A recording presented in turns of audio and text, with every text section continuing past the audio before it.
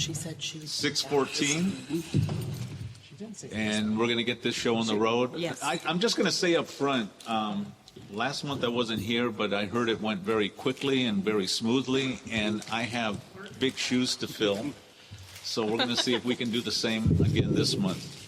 So we're going to go ahead and start our meeting. Today's Monday, the 14th of April. It is 6:15. We're starting a little bit late. But thank you all for being here. Appreciate it.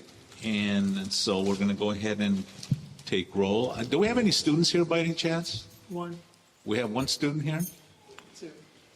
Looking for service points or something like that?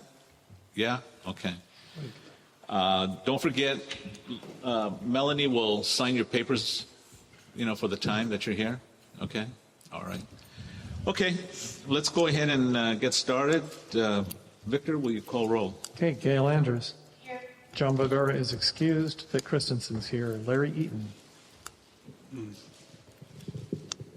Haven't heard from him, so he is unexcused. Craig Goldfarb is excused. Cynthia Gagne. Here. Gwen Henry. Also unexcused. Alonzo Jenkins and April Jones are both excused. Melanie Lebrecq. Here. Kelly Miller. She texted and said she wouldn't be coming. She's out of town. Kay excused. Kay Nicholas. Present. Thomas Norman. Present. Ray Regalado. Here. Michael Signorelli. Here. Angela Sumner. Here. And Chris Fay. Here.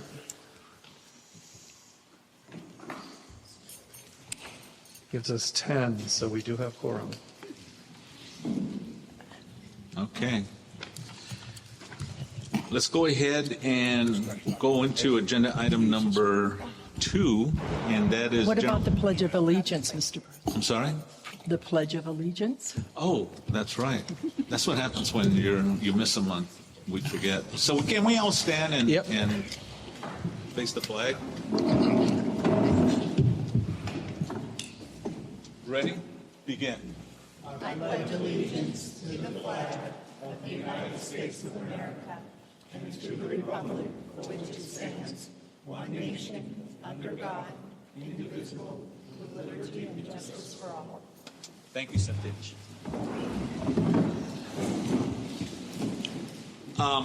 Let me just say that the person who usually brings all our paperwork and everything is going to be absent today, so we're kind of lacking on our public speaking cards. So today, we're going to ask that you raise your hand when it comes to the next agenda item, or if you want to make a comment by raising your hand, and we'll call on you. We're going to be hitting general public comment on non-agenda items.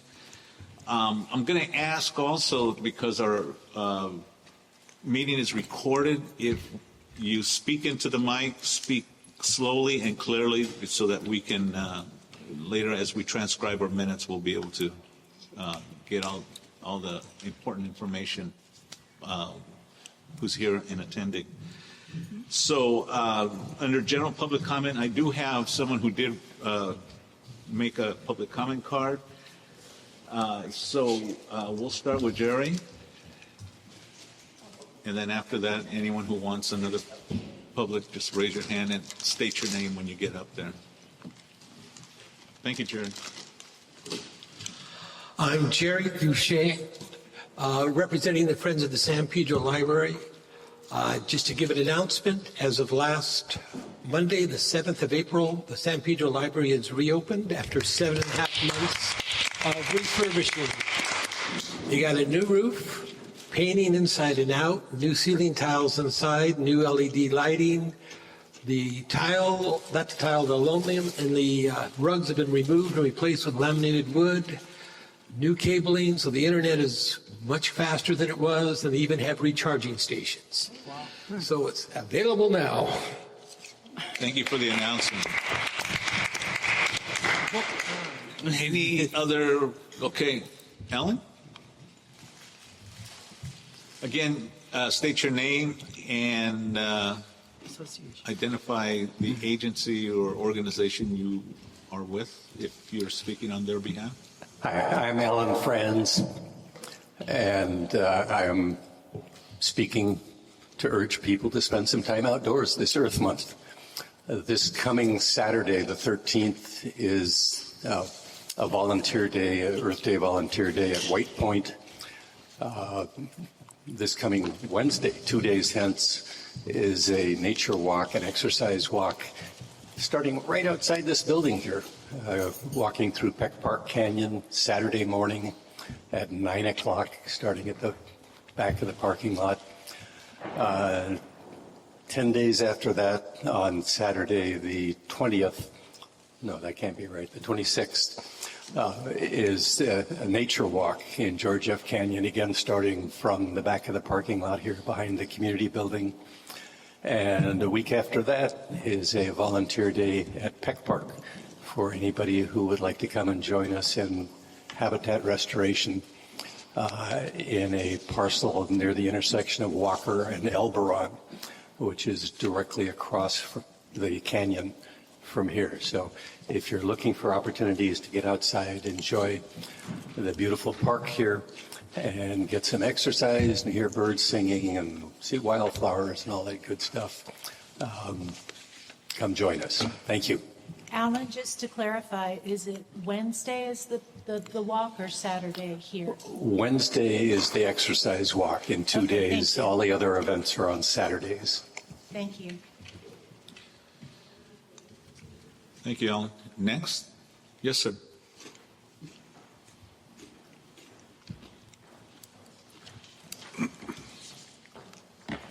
Hi, my name is, this microphone is hot. My name is Reek Havoc. I'm a resident here as of about a year from so far in San Pedro. And we've got an ongoing issue that we're having a problem getting resolved. We have the curb in front of our house is crumbling. We reached out to the city and they told us that we need to repair that ourselves. But there's about a 3.5-foot section that's just missing, and that's something far beyond what we can do. Our alley is almost impassable. We've reached out to the city and the street folks, and they say that the alleys are not in any of the department's budgets, so that they will not be fixed.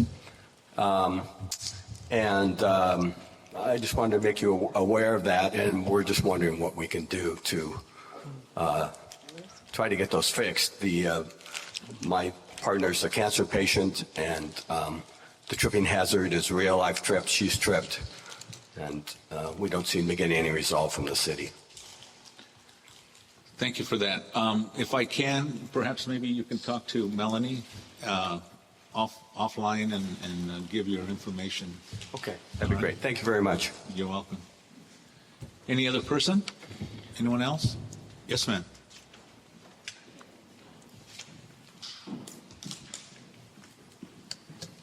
Hello, my name is Carrie Turan. I am the CEO and founder of Healing to You. We are a comprehensive healthcare organization that is opening up in next month, May 1st.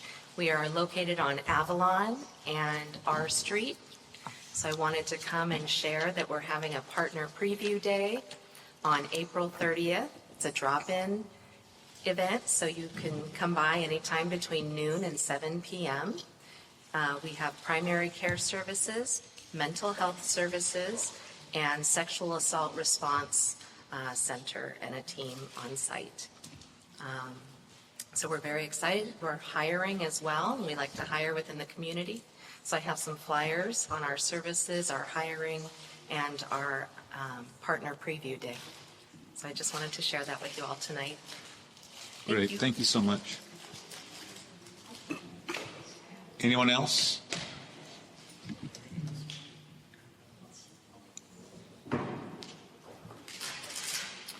Hi, Thomas Norman, speaking as a stakeholder on behalf of LAversushate.org. If you're interested, this month where this group is encouraging, and I think several of us are encouraging people to put up in their businesses or other prominent places these posters against Neighborhoods United Against Hate. So if you'd like one, we have a number of English ones and a few Spanish language ones on the table for you to take. Thank you. Thank you. Anyone else? Any other announcements? Okay. All right, that takes care of agenda item number 2. Am I missing? Oh. I was slow. Okay. Hi, everybody. My name is Debbie Granger, and I'm Wreak Havoc's partner.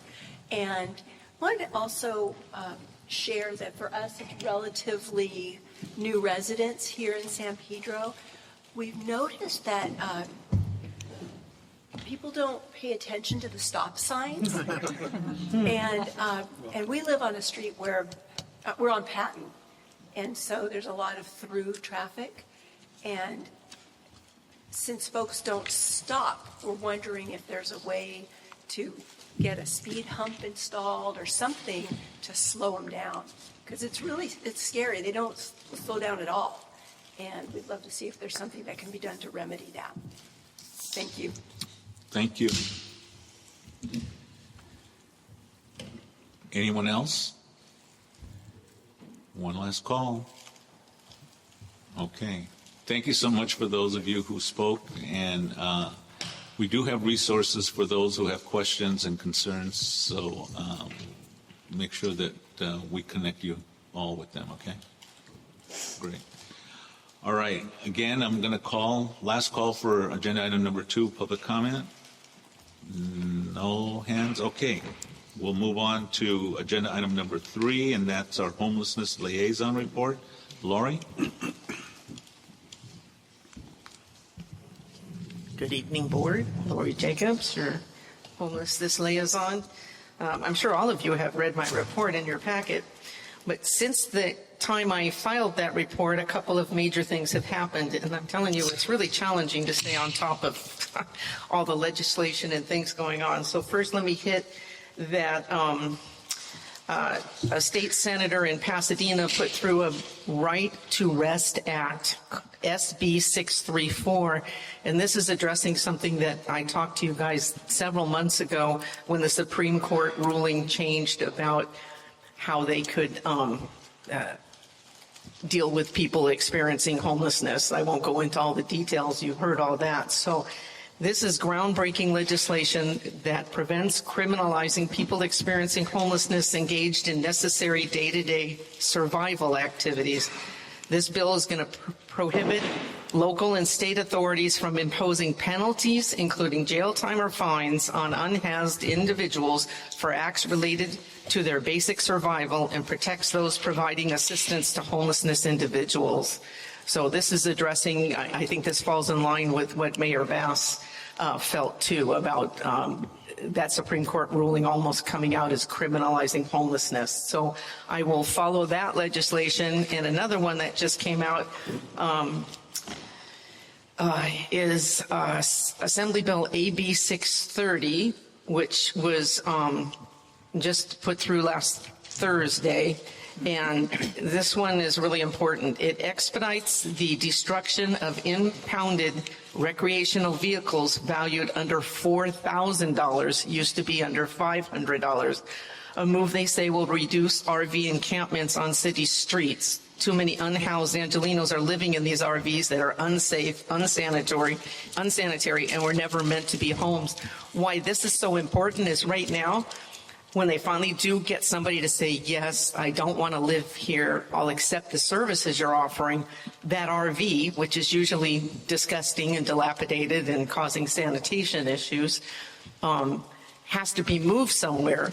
They have 27 days, I think is the time period, where they have to give the owner a chance to claim it, and they have to move it somewhere. And nobody wanted their property nobody wants it on their property. Nobody wants to look at these. So in this case, by allowing them to destroy them at a value under $4,000, they could destroy them much more quickly. At the same time, I was down at the what is it, the County Regional Planning Commission last week, and a wonderful company stood up in the gateway and said, we'll allow you to move these RVs to our property during the time period. Okay, this is the first time we've had somebody willing to take those RVs. So we're going in the right direction. So I have a lot more information on this, but since it's so new, I'll include it in next month's report. As far as the regular report, I've moved what I used to have on the front page, all the resources, to the back page. The next CD15 working group, the steering committee meeting is August 23rd, and the in-person actual meeting is on June 3rd. And on the report, if you're interested in getting into the distribution to get updates, it's there. So I've added some of my own comments here because the past few weeks have included several impactful actions by both the Board of Supervisors with pushbacks from LA City Council. The Measure A new LA County tax went into effect on April 1st, as we all know. Many concerns were raised about LASA continuing to manage these funds, and thus actions were taken to address these concerns. I think most of you are aware of the audit against LASA. And so I tried to put this together in a sensible way because the actions were kind of like crossing over each other. Okay, first, and I did listen to 4 hours of the Board of Supervisors meeting hashing out what to do, because while Measure A was voted in with the increase in sales tax, nobody felt confident that LASA was handling the finances correctly, and the audit kind of put a vote of no confidence on that. So they voted to actually create a new agency within the county. And so my report details that, okay? Then what followed that was the CEO of LASA stepping down, okay? I'm trying to put these in somewhat of an order that makes sense. So she's, after a week after the LASA agency lost a large chunk of their funding, because when they said they're going to create a new agency, let me clarify, and I'm trying to go as fast as I can, right? LASA, they're going to allow them to continue to do the point-in-time homeless count and continue to do the outreach services that they do, but they're going to take away all the contracts, all the finance, all the things that people were feeling weren't being handled correctly. Now, they say this new agency is going to be up and running by January 2026 with 1,000 employees. That is quite an undertaking. I'm assuming they're probably going to transfer a lot of other people from other departments, because I don't know how you could get something going that quickly. So the CEO is stepping down. She said she'd stay for 120 days. That's not going to happen. She'll be gone sooner than that. I have information. So the board, when they created this new agency, they also had to vote on the budget for this year. And that's what took them a lot of time. How do you take all this money? How do you take 20 pounds of money that you have 30 pounds of needs? It's just an impossible task. Our supervisor, Han, I was very pleased, really pushed for the fact that they had removed a lot of the funding for the TAY population. And TAY stands for Transitional Age Youth, 16 to 24. And also they had removed a lot of money on prevention. If we don't pay more attention and put money into prevention, then we're just chasing our tail. So then they had to figure out, and this is what they're working on now, if they beef that back up, what do they take it from? And so like I said, I couldn't put 3 hours of conversation into the report. I did as best a summary as I could. The Board of Supervisors are voting tomorrow. So if I can, I'll listen to it to see what they come up with. At the same time, in November 2022, we voted for the ULA, they called it the mansion tax, okay? And that funding was, it was November 2022 that levied a 4% tax on property sales of more than $5 million. Anyway, the revenue generated by that tax was going to support 11 designated programs, including multifamily housing, alternative housing solutions, acquisitions, etc. Because of the wildfires, somebody at City Council said, Well, maybe we could use some of that ULA money for housing specifically for people who lost their homes in the wildfires.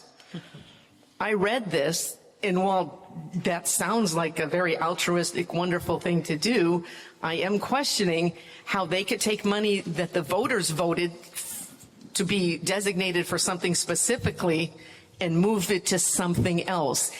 I guess the word housing is in there, so they're justifying it. I did call Tim's office, talked to the legislative analyst, and she said they do have the city attorney actually looking at that. So it's not that I'm not empathetic, or anybody is, to somebody who lost their housing, but that tax was voted for a certain reason, and does that open the door that city council can just move money like that? So I had concerns, and that's what I put in my report, were some of those concerns. This is our money. We are paying now another quarter-cent sales tax, and then the ULA is the mansion tax. I'm trying to keep you guys advised, if for those that are interested on where our money's going. A lot of people complain the homeless population's growing, so I try to follow where is the money going. The Board of Supervisors are emphatic that with this new group that they're putting through, that we're going to see change. We're going to see more transparency. They have specific in Measure A goals that have to be reached or the money is moved. Time will tell. So that's my basic summary. That's it? That's enough, isn't it? You know, I want to compliment you. I know you don't like having your back patted or looking for any of these things, but this is such a big issue, and you do a very good job in condensing it so that we all have the opportunity to maybe have a greater understanding of what the challenges are. So thank you for all the work that you do on this, and it's a valuable service. So. It's not really very fun. I'm sorry? It's not very fun. No, I can well imagine it isn't. But it's good that we all know this stuff. So thank you so much, Lori. We appreciate it. So we're going to take some questions, give public comment. So I'll go around the table. And I saw Tom's hand up. I see Chris and also Vic. So let's start with Thomas. All right. I wanted to thank you, especially for that 4-hour meeting. Those are hard meetings to get through. You do an excellent job. My question is for the local people I've met from LASA. I've attended, I think, only 2 meetings, but what's the morale like, right? It's just so much change, and so kind of locally, to the extent you want to share or let us know. I'm expecting more of us. If more of us were involved, the help would be appreciated. But I'm just kind of with the leader stepping down, the money being taken away. Any details you can give outside the lines of what we're reading in the Daily Breeze? What I didn't even mention in here is the federal funding issues, because those change by the hour. So those are adding to a lot of concerns. Grant money being lost. Is HUD going to still be around? So really, among the people that I talk to, we're expecting, with Medicaid being taken away, the homeless population to increase drastically. So we always try to remain hopeful and keep trying to find solutions. I was going to put together a proposal to send maybe the newly formed organization or LASA, that they really investigate home sharing, because those are homes that are already there and nobody's tapping into that. But there are really great concerns. The senior population, specifically with Medicaid and a lot of programs being cut. The Home Safe program has been is gone. I don't know what to tell you, Thomas. Is trying to be hopeful is a challenge. Not sure that's an answer. So thank you for that. That was a good question, Tom. Chris, next. Thanks. My questions were also kind of about funding. Have any specific sources been identified that, because of the county's change, their new stance, basically, is there any funding that was directed specifically to LASA that is not going to be automatically redirected or redirectable to this new agency, like, or, especially like, let's say from the federal level, but is LASA this entity that it was a destination and they don't have the same connections to whatever might exist in the future? I started to read the Board of Supervisors report, even though it said it was 134 pages. And it went through the budget, okay. So to answer something like that, I think they're still determining it. If LAHSA is only left with the point in time count and outreach services, I'll be honest with you, the salaries at the top level of LAHSA were just out of this world, $600,000. I mean, it's insane. So I don't know what to expect. I know that Supervisor Hahn was pushing for a particular formula that gave a lot of the money directly to the 88 cities in the county of LA. Some of those cities now will have the option to use that money or go through the Council of Governments and help them set things up. But that money's going to be divided based on a point in time count. And does that make sense either? So on the Hill, they'll get nothing, because, so I don't know what to tell you, except you need to look at that report. I put a link in there, and there are pages specifically on how the funding is going to be, but you might want to just wait till tomorrow when they vote on the final budget. I think I might tune into the podcast. Vic? Regarding the mansion tax, I heard recently that there has been a sort of an unintended result of that because of some broad wording, that because it says sales over 5 million, but it doesn't specify apparently the type of sales, developers of, say, apartment buildings for affordable housing or something like that also fall under that. And because of that, it's discouraging them from building the affordable housing, which was kind of the reverse effect of, I think, the intent, or at least part of the intent. Do you have any information about that? No, that's getting down to the nitty gritty of the I do know somewhere in here I had how much money they've collected, like over 15 million so far. I never heard anybody question how much was collected and who's getting, I guess, like you're saying, an exception. They're finding a loophole in there. Well, I think the issue is that the way it's worded, it does not delineate what type of sale or what type of property is being sold. It's just a sale that's over $5 million. That's my understanding. And because of that, if there is $5 million in a low-cost or affordable apartment building, which is many, I don't know about many, but multiple units, versus a single home that's $5 million, which would be more toward the idea of a mansion, then that kind of is discouraging the developers of those multi-unit affordable housing properties from building them because of that rule about that tax. Where did you read this? I believe I heard it on KNX radio.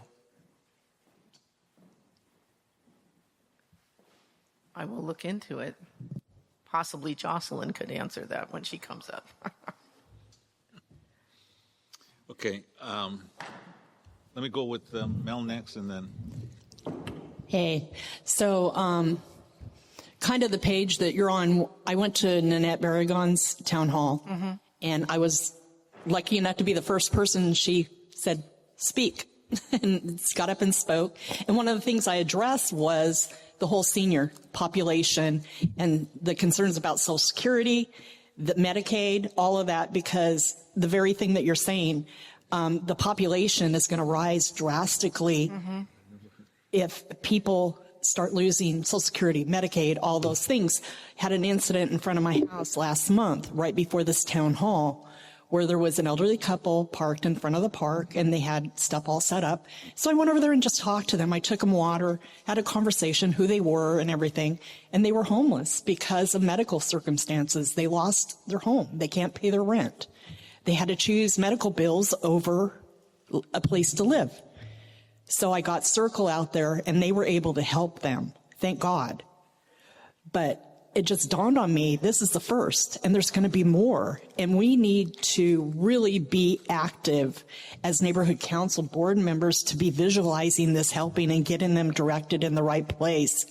But I hope that our city officials are cognizant enough to try and capture these people before they end up in their cars. So, Melanie, I appreciate that. First of all, this is not the first. This has been happening a lot. This might be the first that you've experienced. Okay, listen, I live on Social Security. I'm very concerned about this. I'm not necessarily on Medicaid, but that's why Janice Supervisor Hahn wanted to put so much money towards prevention.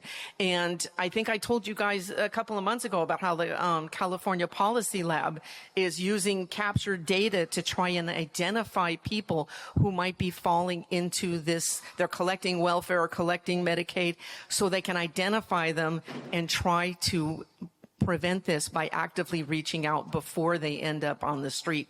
I think this is going to be part of what we have to do ahead of time is how can we identify these people and how can we get them help now? There's a lot of moving parts going on right now on a daily basis. So I appreciate what you're saying. I'm not sure you had a question in there. Well, I want to make a comment that, we need to speak out. And when we have the opportunity, like with the town hall, as well as just hold our city officials and everybody accountable to get answers and have them on point to be locked into what's going on with our stakeholders and everybody, because this is going to get bad. They're removing funding for HUD. What I read last was that Section 8 housing, there's no new vouchers for Section 8 housing. All vouchers for Section 8 are void now. Huh? They're already void. The Section 8 housing. Anybody who held one, it's now void. The only vouchers that are valid are for veterans. This is going to get crazy. So veterans are a top priority right now, too. By the way, Barragon's office is who you want to contact if you have any type of problem with your passport or Social Security. Right.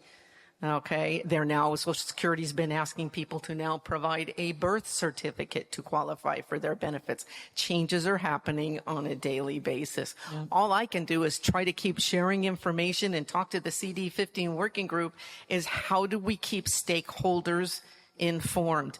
I have, Empower LA has a homelessness liaison meeting in person at the end of this month on April 30th. So I plan to talk to them. If you have any specific things you want me to bring to the meeting, such as this, and I'll learn what other areas That'd be great. are experiencing.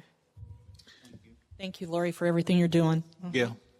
Lori, what kind of leadership do you see kind of galvanizing around this new agency? Is there something or someone or some model that is being presented that seems...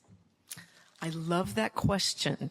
And I'll tell you, yesterday I got sent a survey asking what the qualification would be for the leadership of this new. And it had the list of all these different and I was just scratching my head because the current CEO came from Hopix. That didn't seem to be the right experience. And so I said somebody who already knows how to navigate all the different elected offices and communicate well with stakeholders, and more importantly, understand data, how to track data, how to track finances. But they're asking the questions. They put this survey out to most of us that are doing this work. What do we see? So they can put together the right job descriptions for the people in this new agency. So, but that's the most I've heard so far. It's just been announced that they're creating this group. So, yeah. I just didn't mean if there's somebody that they're backing into already. Well, they will be partnering with what they call the CEOHI, which stands for CEO Homeless Initiative, which is the weirdest name of any department I've ever seen. But they're partnering with them. Okay. I imagine they'll be taking some of the better people from LAHSA. LAHSA has like 700 or 800 employees. So I don't know how many of them will maintain their jobs as part of the homeless count and the outreach work. But the contracts with the service providers were a huge, I don't want to say challenge, problem. I don't know what the right word is. Contracts were not handled properly. Service providers and sometimes weren't getting paid. Then the money needed to house somebody for a security deposit. It's just so complex, Gail.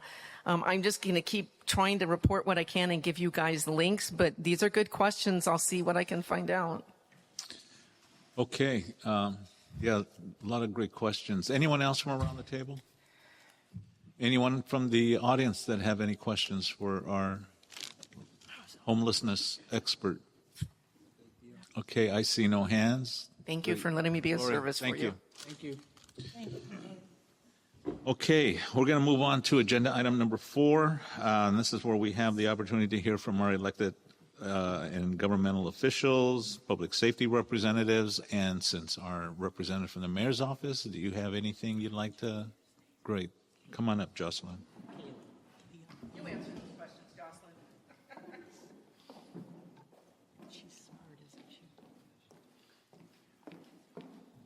All right, good evening, board members. For those of you that don't know me, my name is Jocelyn Dominguez. I am the Harbor Area Representative and Community Engagement Manager for Mayor Bass. First off, I just want to apologize. I know it's been some time since I've been to one of these meetings. After the fires that happened in January, I was temporarily assigned to the Disaster Recovery Center to help coordinate efforts between federal, state, and county, city level to make sure that we were able to assist our Angelinos who were impacted by the fires. And also just want to extend a huge thank you to anyone who was involved in just supporting, even if it was just to donate an item or share any information to help those impacted. Just want to give a huge thank you to all of you who took part in that. I know our entire city really came together to support our Angelinos that were affected. So just want to recognize that.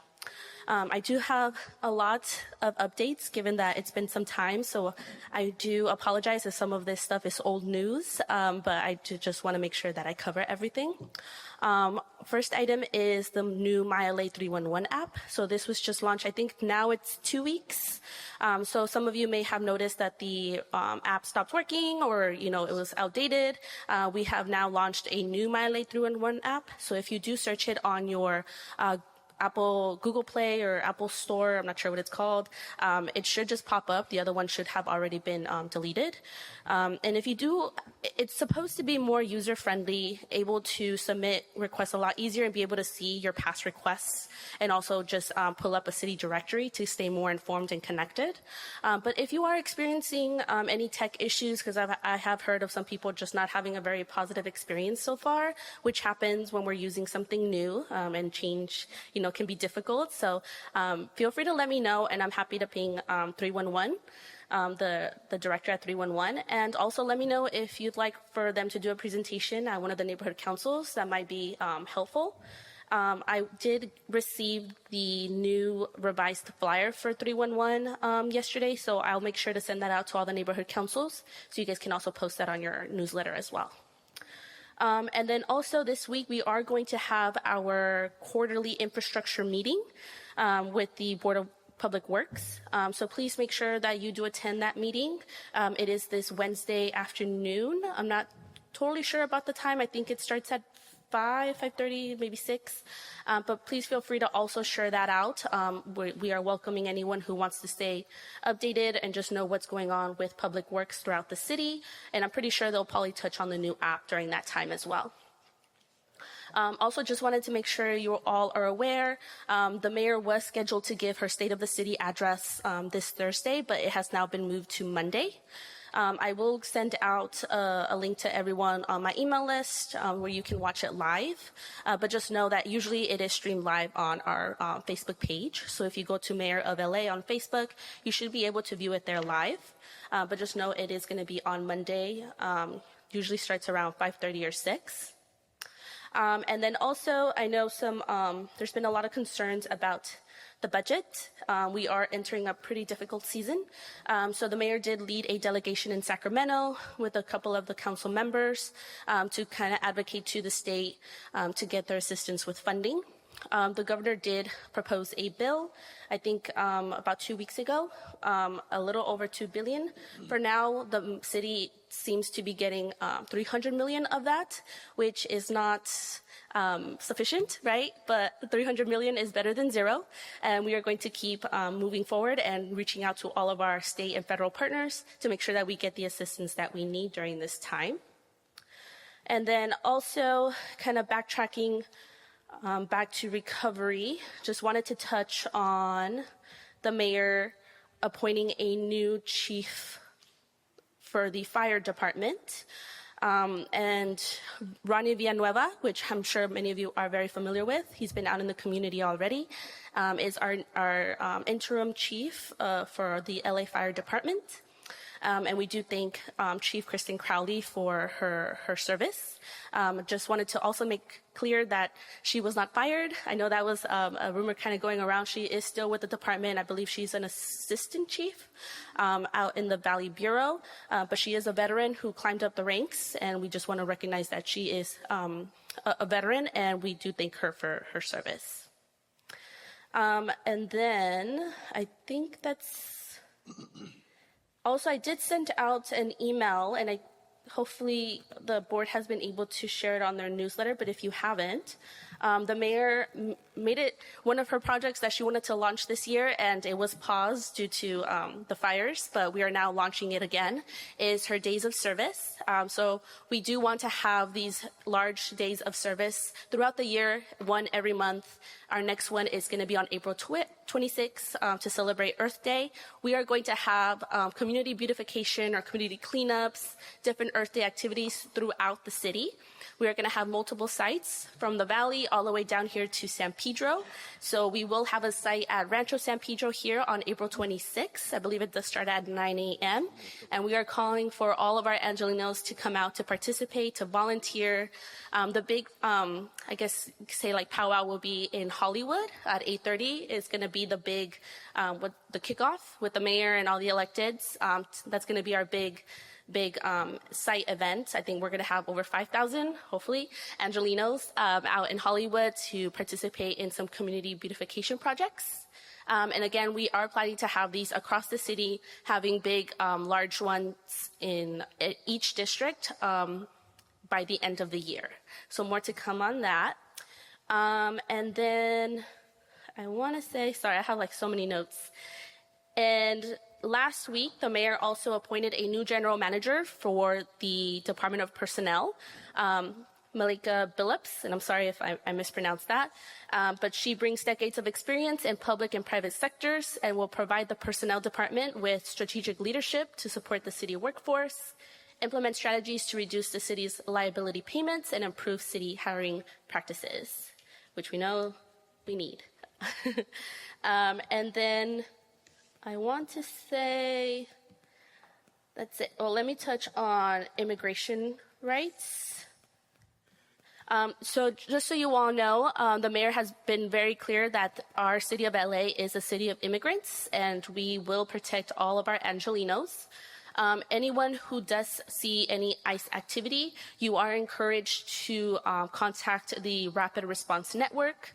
The number for Los Angeles is 888-624-4752.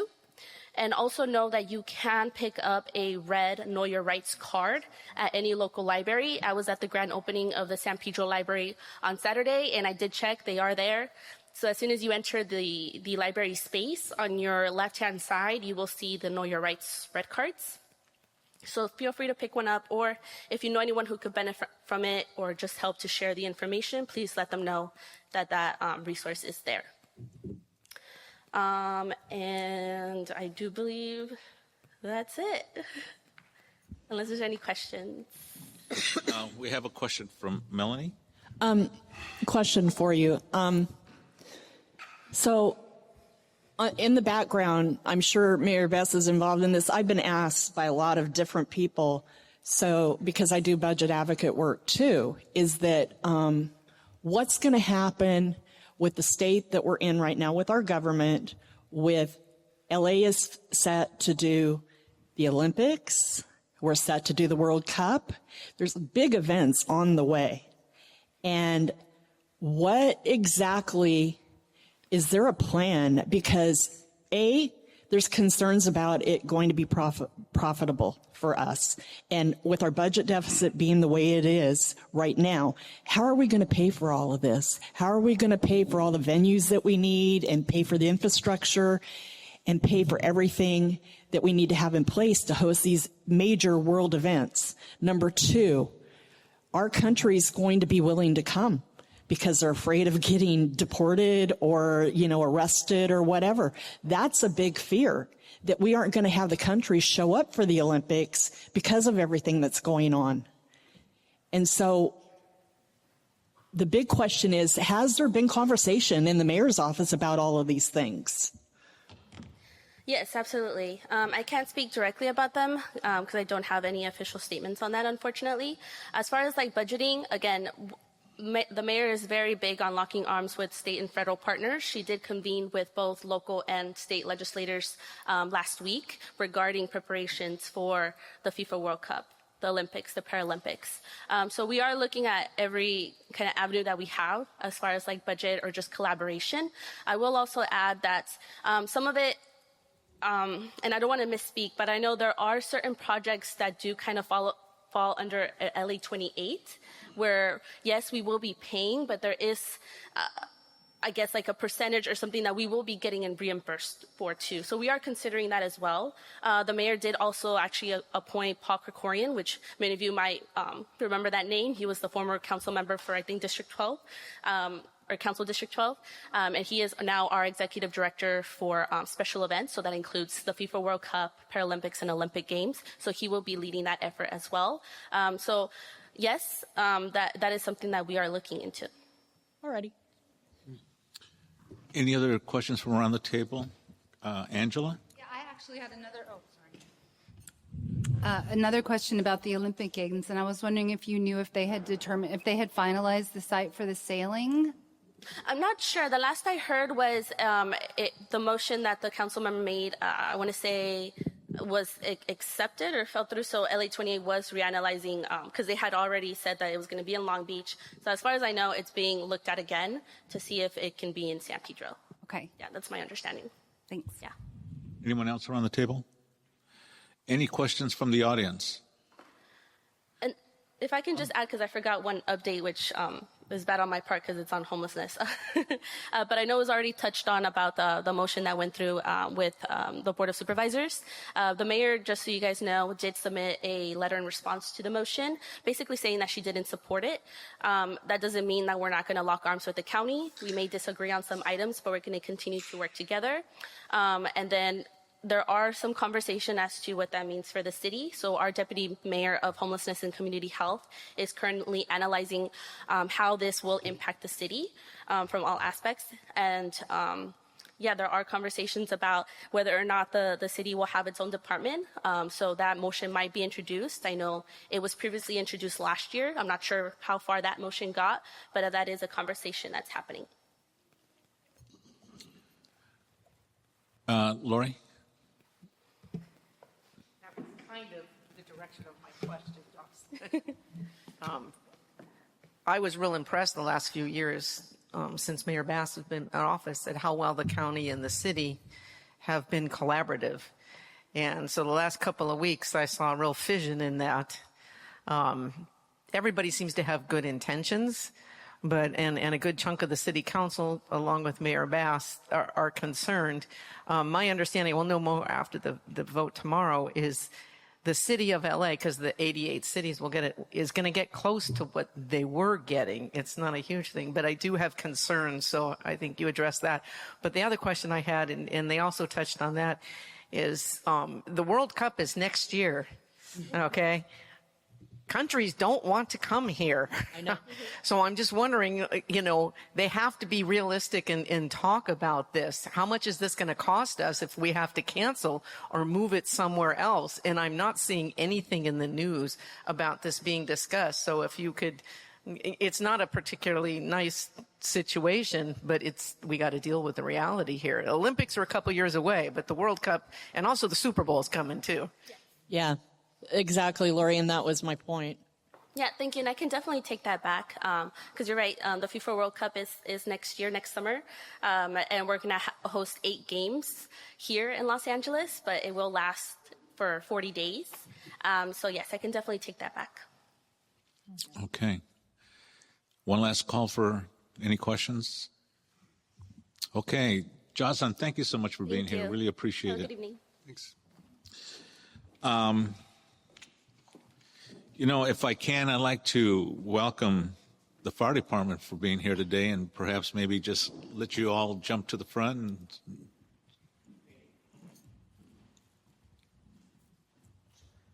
nice to see you all.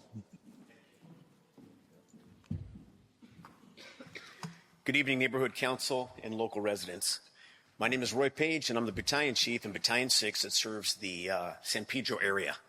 And I'm here today to present some information on items that I really truly believe should be on your radar. In light of the events that have happened today, we had a structure fire that happened earlier today on the 1700 block of North Banning. I brought some information on smoke detectors. I think it's imperative that everyone checks their smoke detectors and is on top of when to replace them and has that knowledge. Smoke detectors do make a huge difference. It can save lives.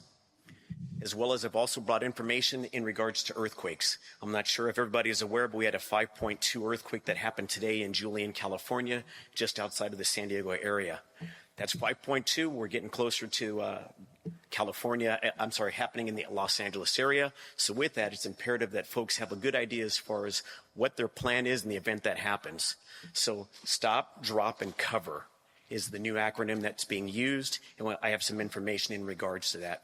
The other information that I have kind of ties into the smoke detectors as well as the earthquakes, and that's EDITH, exit drill in the home. It's imperative that as homeowners, grandparents, parents, that we have some type of a drill or an idea as far as if something happens of significance, what is our plan of action? When the event happens, that's not the time for us to come together and come up with a plan. We should have something in place long before this happens.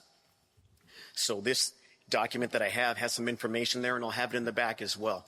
As the weather starts to heat up, we're going to have the kids that are going to be going to the pools, going to be going out as well to the beaches. With that being said, 30 seconds of looking away can have a detrimental consequence to our youth. So it is imperative that we keep our eyes on our youth and provide them with all the tools necessary. If that means that we have to take care of put fencing around our pools, get our youth to be aquatic, some type of aquatic swim lessons, or keep a more vigilant eye on them, it's imperative that we do so as well.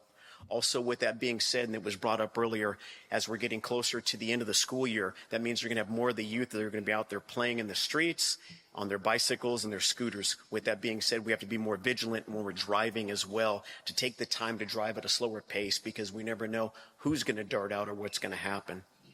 And lastly, I would say that the other information that I've presented as well, with the earthquake survival, the water hazards, as well as I encourage everyone to visit a fire station. Spend the time, go see your local fire station. If you have questions, talk with them. Get to know who they are. As we get closer to these events, i.e. we just had an earthquake, in the event that we're getting closer to brush season, which brush season now is becoming a year-round process. Before it was only during the summertime. With that being said, know who your neighbors are. You should have a good idea who your neighbors are within your surrounding area. In the event that an emergency happens, the first 72 hours you're going to be on your own potentially.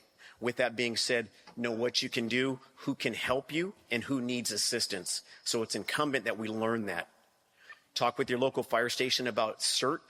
That is our community emergency response team. They can provide you with training, knowledge, and information to help you in those moments of crisis. I'm ready for any questions that you may have at this time.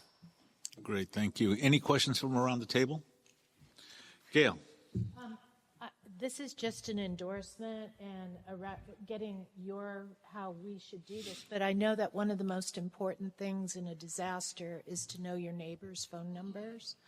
And is there a way that we as a neighborhood council can put this in our newsletter, endorse this as a real important function of safety? Well, please realize that in a major emergency, the phone lines could go down. Yeah. So with that being said, you could lose that. So I would encourage you to spend more time to actually go to their homes to find out where they are, because they could be incapacitated and unable to reach the phone as well. Great. Anyone, any other questions, comments? Go ahead. Also, with all of these precautions and everything, don't forget about the pets. Very true. Exactly. Very true. And that's something else that in those 72 hours to have that. The CERT program has a preparedness packet. And in that packet, it will give you 72 hours of things to think about, medications, passports, those types of important credentials that you really need to have with you to have ready to go. As I talked about earlier with the Edith exit drill in the home, part of that Edith drill is to have something ready to go that in the event there is something of major significance where you need to evacuate for a long period of time, you should have those things ready to go. It's not planned as it happens, it's planned before it happens. Okay. Anyone? Any other questions or comments from the audience? Yes, sir. Can you come up to the... It's hard to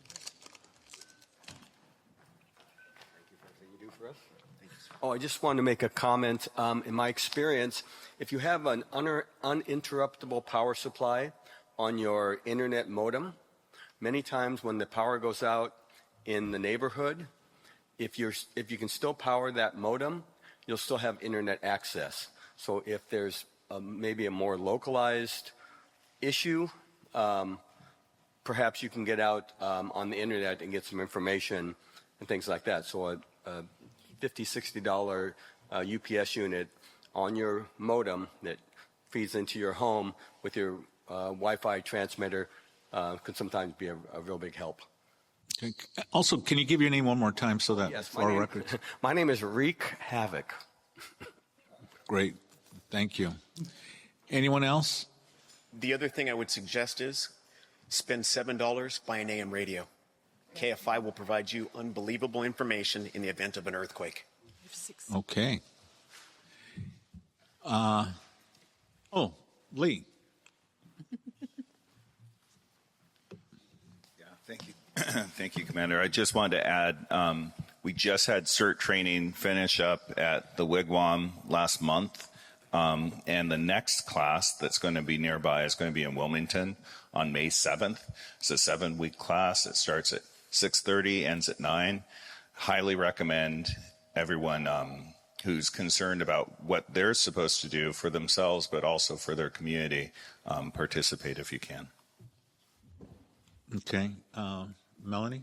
And I'll add on to that. I'm in the process for public safety planning, a CERT training for all of our area for us with Tim McCoster. We're putting together one, but first we're going to do a town hall in first part of June with McCoster's office. We're partnering with him and going to be at Cabrillo Auditorium that we'll be discussing in our motions tonight. And it's going to be about emergency evacuation, preparing for emergency preparedness and all of that, a big town hall for the San Pedro community. And we want it just for San Pedro because San Pedro is highly different than Wilmington or Harbor City or anybody else because of our location. It's going to depend a lot on different scenarios on how we address the situation and evacuate or what we do. So being CERT trained is going to be very important for the community. Okay. Anything else? Thank you so much for being here. We really appreciate your time and effort and the service that you provide to our community. Thank you. Thank you. Thank you for your time. Stay safe. Bye-bye. You too.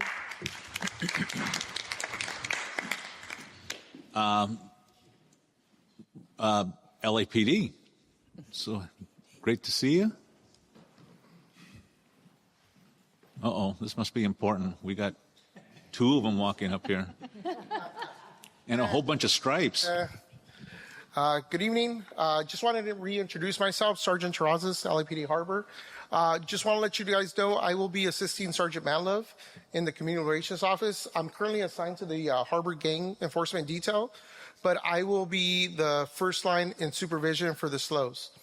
So from now on, any issues, concerns with our SLOs, I'm the immediate supervisor to them. I will give you my phone number.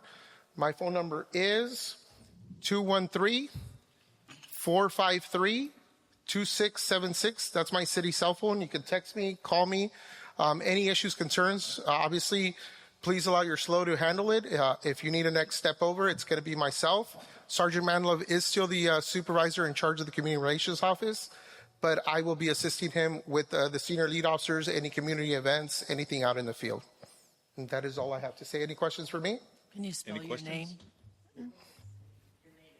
Juan Terrazas, spelled Terrazas.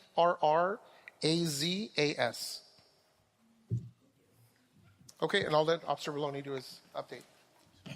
Can I just say that we got the best SLO in the whole city of Los Angeles? That was a rumor, but... And, I think it's a lie. So, I just want to put that on the record, okay? Russell, you owe me. Yes, sir. Thank you. You know when to bring it. Officer Valoni, the senior lead officer for Northwest San Pedro. How's everybody doing? So we have some pretty good statistics. I know the numbers are kind of boring to go over, but I think that these numbers are actually kind of good because it shows a pretty good decline in crime that's occurring in our area. From February to March, we had a 50% decrease in aggravated assaults, a 30% decrease in burglary for motor vehicles, and that's something that we've been hit with a lot. That's usually an increase. Burglaries are up 175%, but those are due to the fact that there's the extra space storage right next to the Target over there on Gaffey. It was hit multiple times in a very short span, but our detectives are pretty much zeroing in on the individual, so the investigation is going pretty good with that. But if you have anything stored there, please check on it. Then our motor vehicle thefts are down 25%. The rapes are down 100%. Robberies are down 66%.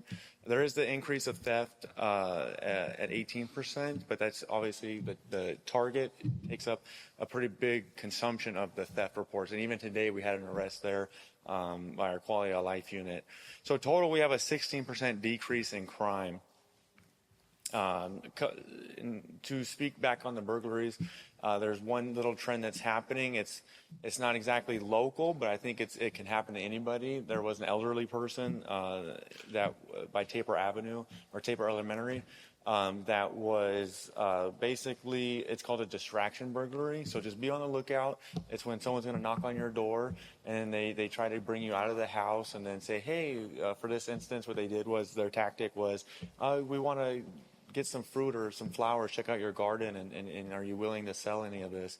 And they eventually lured her out. She went to the backyard with them. And then what happened was other suspects entered through the front, went straight to like the most valuable items in the house and ransacked it within a quick 5 minutes. And then they all left the location. And she comes back to the front, goes in and says, whoa, what happened? She sees her bedroom was ransacked. And obviously, thankfully nobody was hurt, but there was another person in the house at that time.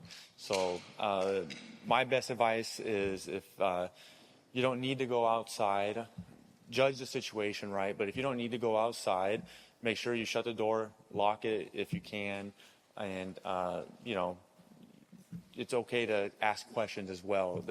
They do target the elderly. And another one was at the McDonald's over here on Western, the distraction accident, but it was like a theft. So she kind of showed up right behind this person that was in a drive-through and then said, hey, I think we had a little accident. So the elderly lady gets out of her car, goes to check the rear of the vehicle. Well, the suspect goes to the front of the car where she's out of sight of the driver, the victim, and just reaches into her car and grabs her purse and steals her purse and then leaves right away. Then the elderly person's still walking up to the front of her car and then realizes that her purse is gone and that person's gone as well. So just things to be on the lookout. Thank you, Melanie, for spreading the info throughout your community and your neighborhood watch. So that's the value of neighborhood watches. We're able to disseminate information pretty quickly and get some good stuff going to at least warn the community on some things that are occurring. Peck Park, we had a pretty good arrest here a couple weeks ago. A radio call was generated for a 415 group with a gun, and backstory is that Dodge City Crips likes to hang out over here on the backside late at night. And, someone made a radio call. They were able to respond. There was a group of individuals here, multiple vehicles. And at the end of the day, they were able to get 4 guns and 3 people arrested off of one radio call. So that's pretty dang good. And then Thank you to those officers. And thank you to Peck Park. We had a what's it called? The Harbor Division had a wellness day here at the park. So we all need our wellness days. But at any rate, thank you for letting us use the space. We appreciate it. It went really well. Unfortunately, there was a pipe that busted down the street, but the traffic made it out. And then just a little heads up, CPAB is April 17th at 6 p.m. at Harbor Station in the community room. So please come on by. That's where we go. It's a community police advisory board. So if anybody's interested, go over issues that are related to law enforcement, et cetera. Sometimes we have a city council member or city officials there, but mostly it's primarily to go over crimes and stuff like that. And we're able to discuss stuff and provide resources. And another stuff that's happening is April 25th and that weekend we have the Wilmington Carnival. I know it's in Wilmington, but please come on out. It supports our cadet program. It's a great program that really gets those kids out and about. They volunteer in the community, and at the same time, they get to go on special little trips and stuff. So please, if you're able to, purchase some tickets and come on out to the carnival. There's only going to be one this year, by the way. Usually there's two, but this year there's only going to be one. So we got to make it count. And then just to go into earlier, you said about the stop sign on Patton. I'll give you my business card and all that good stuff, and try to give you some help and resources with the stop sign stuff. I know we always get. Let me guess. It's like 9th Street. Oh, I was close. But okay. But no, I'll give you some help. Okay. So I'll give you my business card. And that's all I have. Is there any questions? Okay, we'll start off with Melanie. So the taper theft that you were talking about, that woman was devastated. Mm-hmm. And the neighbors, I guess, knew about it too, what had happened. But that same scenario as I sent you has kind of played out on Nextdoor. There's been a couple other incidents similar on Nextdoor playing out in different parts of San Pedro and Torrance that they're doing the same thing. Mm-hmm. So the biggest thing I'm telling everybody on Neighborhood Watch is don't open your door. I have a security door that locks, and they can't really see in my house from that security door. And I'll stand behind that and talk to them through the door or through my Ring camera, but usually through the security door. I don't open it further for anybody. And if they want clippings, they need to come back and talk to my husband later, is what I tell them, of the cactuses or whatever, because they're his. But I won't open the door for anybody, to let them in my house or go outside out front. The other thing is that the whole thing with the car thing, there was an incident that just happened that was reported recently on Neighborhood Watch, also on Gaffey. There were two young girls that were behind a vehicle, and they were honking at this elderly woman that lives in our area to pull over. And she wouldn't pull over. She's like, what are you doing? And they come up beside her. And they told her, we hit your car. And she goes, I didn't feel anything. I'm good. So she kept driving. And she was going to go meet her husband, and she just kept driving around and round and round. Finally, she said she got on the freeway to take off just to drive and keep driving. And they got tired of following her and not pulling over, and they left. But I'm like, what is with these people? And everybody was telling her on the post that obviously they were trying to get you. She says, because when she was finally safe, she looked at her car and there was no damage to her car. So what were they doing? And it seemed like what they were doing is trying to get her to pull over to, do something horrible, or steal stuff from her or whatever, steal her car. Yeah. So for your first point, yes. So if you have those security features like a metal door or gates or the camera on your front porch area, use it. And yeah, to the second point, so persistence, right? The criminals are always coming up with a new way to victimize somebody. This seems to be like the current trend that's the easiest for right now, right? So please, just be cognizant. And if she's in fear and she's just driving all over the place, just drive to the police station. Mm-hmm. At the end of the day, I think that's the best answer for that one as well. Any other questions, comments from around the table? I see no hands. I saw one out in the audience. Come on up and state your question. And I'm sorry, because we're recording everything so that we want to make sure we catch everything.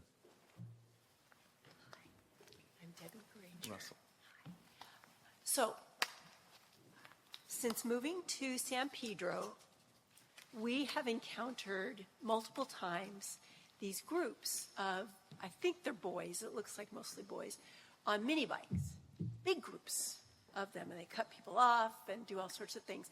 And I was wondering what we might be able to do, what already is in action to help minimize this, because it's kind of scary when they're riding all around you and doing their special maneuvers. Yes. Thank you. So, so she asked obviously about the mini bikes, the dirt bikes. So if you see it, you see a large group, they're being dangerous in the roadway, please, just call it in. I know it's a wait time, but the LAPD is not responsible for that. But call it in so that we're aware of it. The other day I saw someone getting ready to go on a go-kart, and I was like, "What are you doing, man?" He's like, "I got to get it going down the hill, then I'm gonna go right around the neighborhood." I was like, "No, you're not. Someone's gonna hit you, But thankfully he was nice, and he was an older guy, so he just packed it up and he left. But obviously, with sometimes it's the younger people that are a little bit more on the reckless side, right? So no, please call it in, let us know, and then they can dispatch a unit. And then obviously with the severity of like the recklessness and the danger to the public, they might upgrade the call, and then officers can get there faster, right? So be detailed when you call, and let the dispatch know so that they could give it the correct response. But it is something that we're aware of. We've gone over in multiple meetings in regards to this with the e-bikes and all that stuff. So we're definitely aware of it. Any other questions, comments from the audience? Okay, I don't see any hands. Russell, thanks a lot for being here. We really appreciate you being here, and want to make sure that your sergeant understands that you're the best. So. Oh, man. Thank you. I appreciate it. All right, everybody. Have a good night. It's a pleasure seeing everybody. Thank you. Thanks. Okay, Lee, I see that you're here. Did you want to say anything on behalf of the port or anything like that? Okay, because we don't see our port representative at all for quite a few months, so that's a bit bothersome. Just, because you are the best port commissioner, I just want to make sure that you understand that we really appreciate the information that we get when we get it. So thank you, Lee. Give us a song. So, okay, we're going to go ahead and move on. That takes care of agenda item number 4. We're going to move on to the consent calendar, agenda item number 5. We have 2 items, the approval of the March 10th stakeholder meeting minutes, and the other item is the appointment of Kane Nicholas to the Planning, Land Use, and Port Committee. If we have a motion and a second. I so move. Second, Norman. And any discussion? No discussion? Can we go ahead and take the vote count? Gail Andrews. Yay. Vic Christensen, aye. Cynthia Gagne. I have to abstain. I wasn't here last month. Melanie LeBrecq. Yes. Kane Nicholas. Yes. Thomas Norman. Aye. Ray Regalado. Yes. Michael Signorelli. Yes. Angela Sumner. Yes. Chris Valle. Yes. Mitch. Yep. 9 ayes and 1 abstention. Okay, great. Thank you all very much.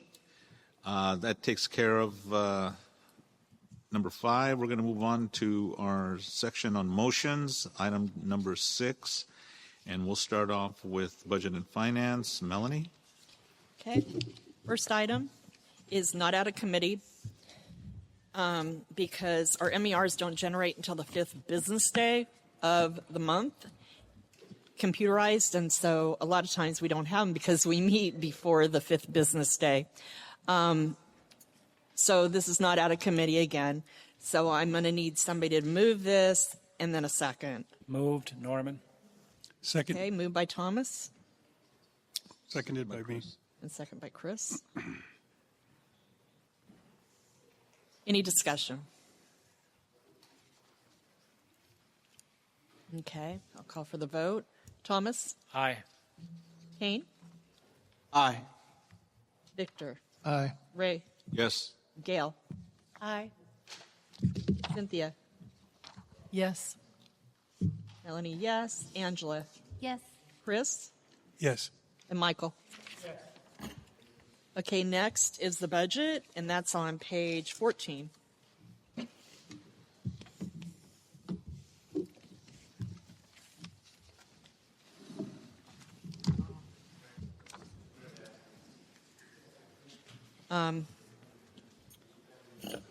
So right now we have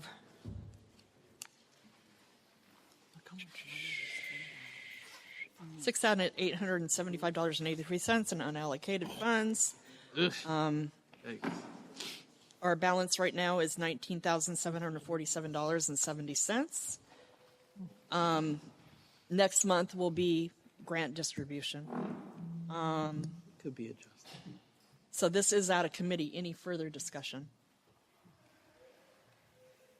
Okay, Thomas? Aye. Kane? Aye. Victor? Aye. Ray?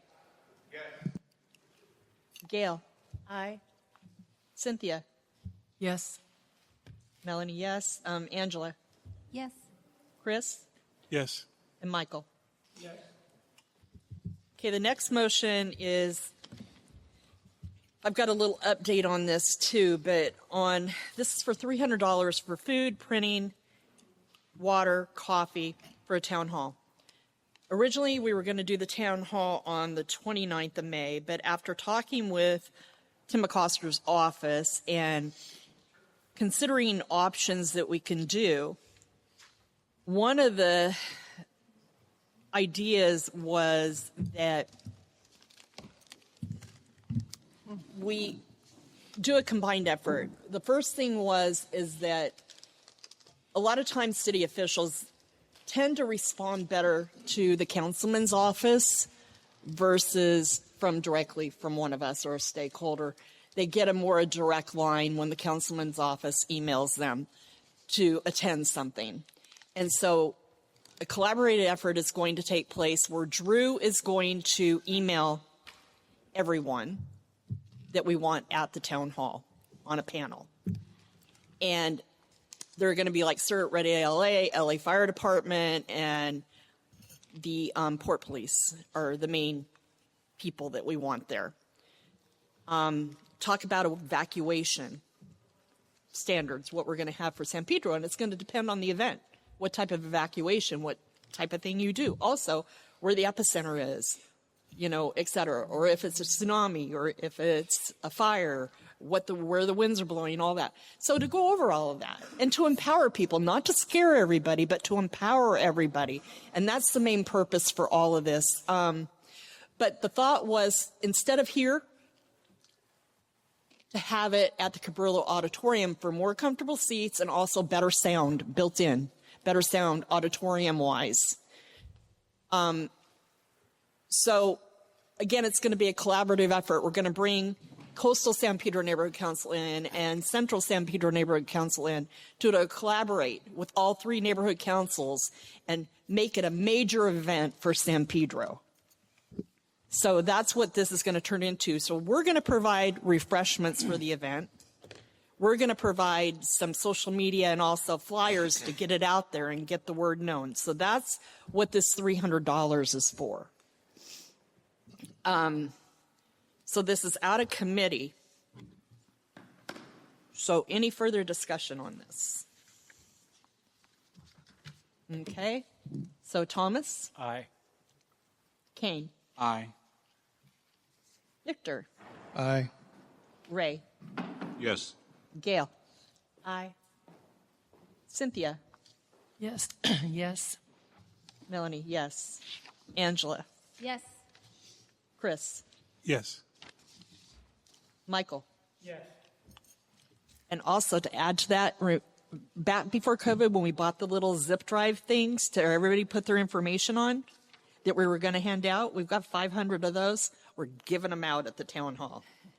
So people can put all of their documents on that to have in their go bags. Oh, okay. So, yeah, so that'll be cool. The next thing is, okay, so this is out of budget and finance, and this is a motion to use the, to increase the MPGs from 6,000 to 5,000. Or, I mean, 8,000, excuse me. Duh. You're fired. Do math. Can you say it again? This is for the neighborhood purpose grants. We originally had set aside $6,000 for the neighborhood purpose grants, but we'd like to increase the amount that we're giving out next month to $8,000. This is out of committee. Any discussion? Okay, call for the vote. Thomas. Aye. Kane. Aye. Victor. Aye. Ray. Yes. Gail. Yes. Cynthia. Yes. Melanie, yes. Kelly, or I mean Angela. Yes. Chris. Yes. And Michael. Yes. Okay. So the next item is we had set aside and allocated $500 for the public safety signs. You can turn to page 18 and see the mock-up of what we've got going for our public safety sign. It's our, says, slow down, stop, keep our kids safe. 24 by 18 signs to be placed in strategically at intersections that stakeholders can own a sign. That way we aren't putting them in public places. We're putting them at intersections in people's yards so they own the sign. And less vandalism, less theft because it's in somebody's yard instead of public area. And that way maybe it'll pull some attention to have people start seeing, oh yeah, I'm supposed to stop here. Hopefully. Let's hope. It's a campaign that we're starting, trying to push for people to start stopping. We're in the process. Chris is going to help me finalize this a little bit to get it so it can go to print. Huh? And then we can get this at print and get it going. But yeah, so this is a motion to use the money. Since we allocated it, it's already been allocated. This is a motion from public safety to use the money. Any discussion? Okay. Thomas? Aye. Kane? Aye. Victor? Aye. Ray? Yes. Gail? Aye. Cynthia? Yes. Melanie, yes. Angela? Yes. Chris? Yes. Michael? Okay, then the next two things. The first one is $100 for the mailroom for printing our agendas for paper, to buy boxes of paper for them to post our agendas. Out of committee, any discussion? I have a question. If the agenda is emailed to me and I have my iPad here, can I use a emailed agenda? You can, but they're printed by mailroom anyway. The mailroom, our office that we pay services for, we pay $405 a month for it, and that's part of the fee that we pay is that, but we have to provide paper to them, to the office supply place that we use. Just curious.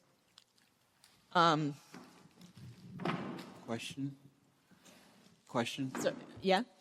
So we supply the paper to them so they We can supply the paper for them to print our agendas, and we have excessive large agendas a lot of times, so we go through a lot of paper. So we have to buy paper for them to keep our monthly services low because they do a lot. They do consent calendar, they do our website, they do everything. They do the constant contact, all our email agendas, all of that. Okay. website updates, management, all that. Thank you. Thomas? Aye.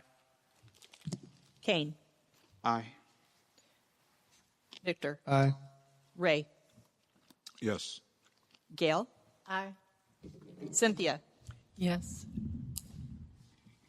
Cynthia? I didn't. Yes? Okay. Melanie? Angela? Yes. Chris? Yes. Michael? Yes. Okay. Okay. And then the next one is $100 for a designated box ream, 10 reams of paper to supply for, after speaking with Chris, with outreach. One of the things that come to mind, like with public safety, with the event that's coming up,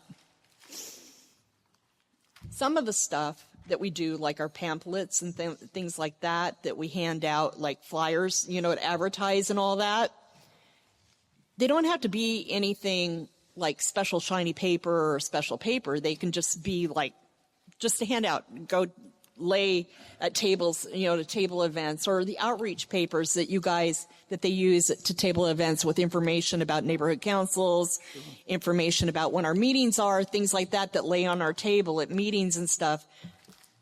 Instead of paying for printing to be done at Priority 1 or whatever, we should have a designated box of paper that is just for that, marked at Christina's office at the mailroom, that says this is for outreach only.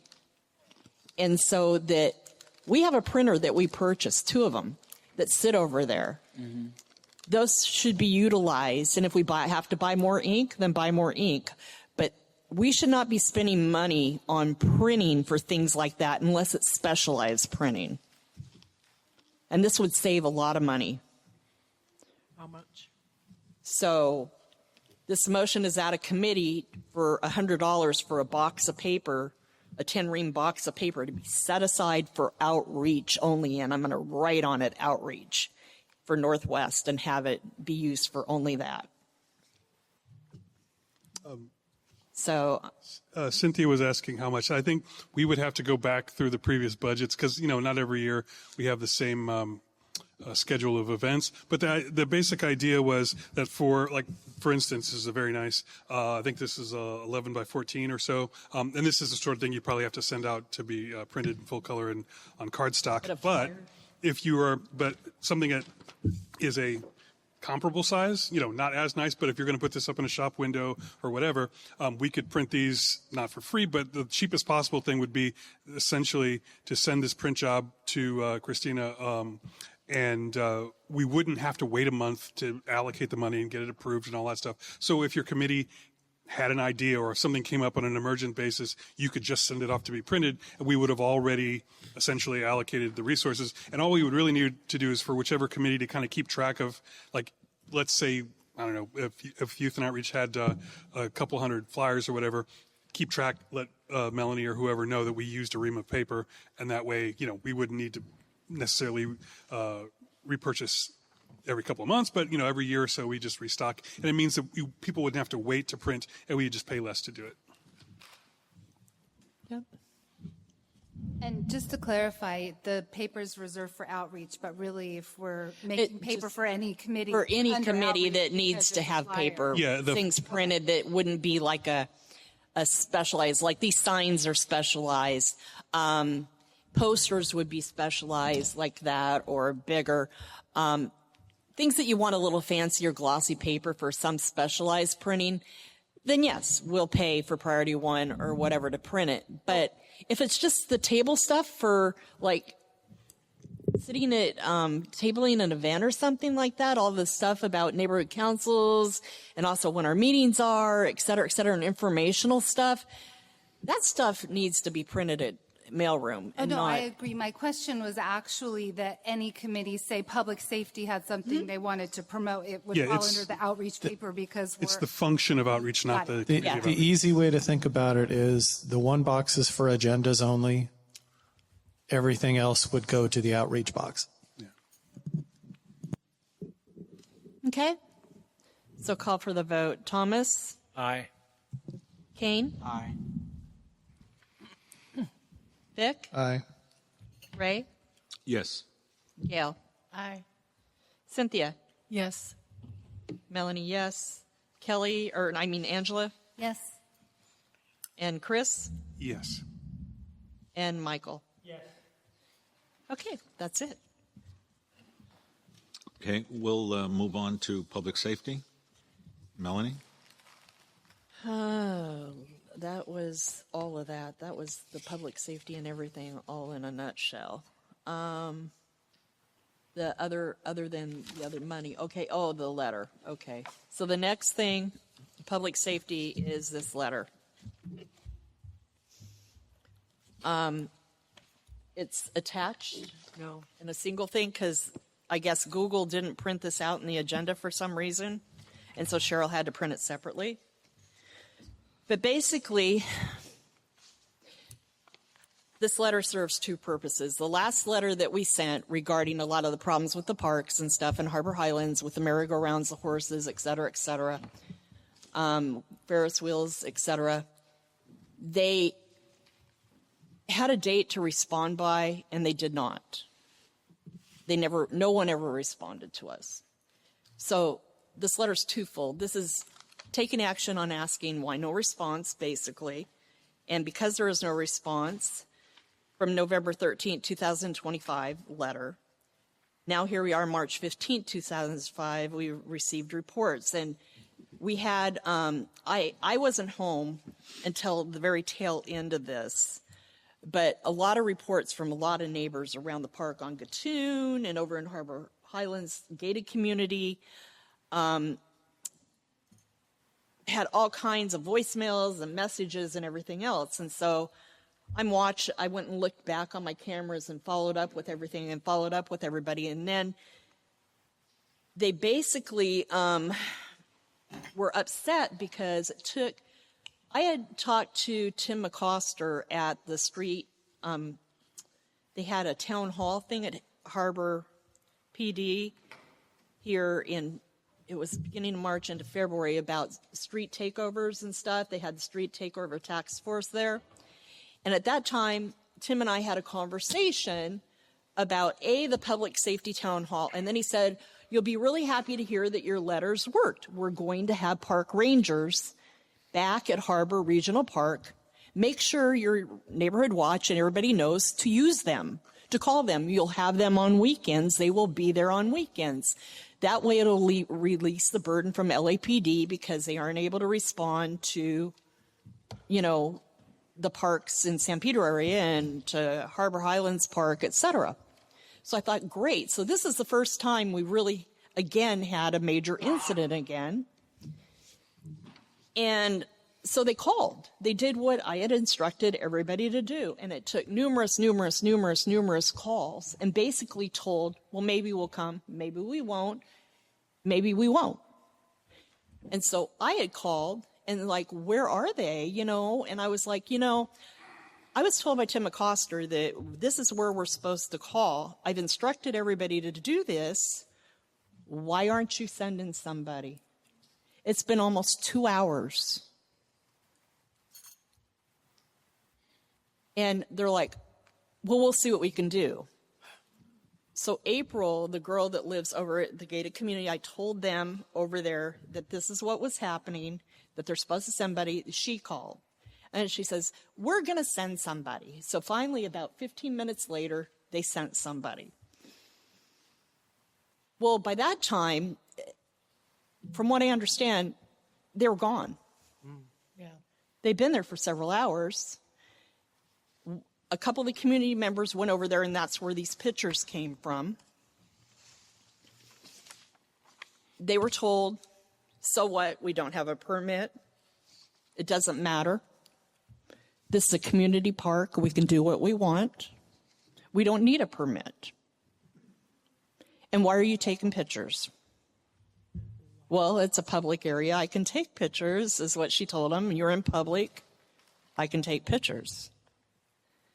The guy with the horses said, oh, just look the other way. They're special needs horses. Just tell them that. They're special needs. Forget it. Just go away.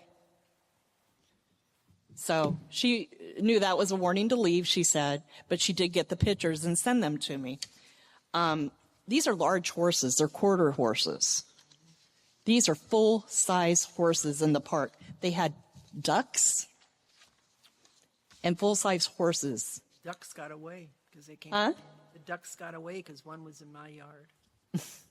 I'm like, oh my goodness. You're sure they brought the ducks? They brought the ducks. Yes, they did. Because, I mean, birds fly in and all. Yeah, no, they all brought time, the ducks. so- They unloaded and they were seen unloading Sure, the okay. ducks, yes.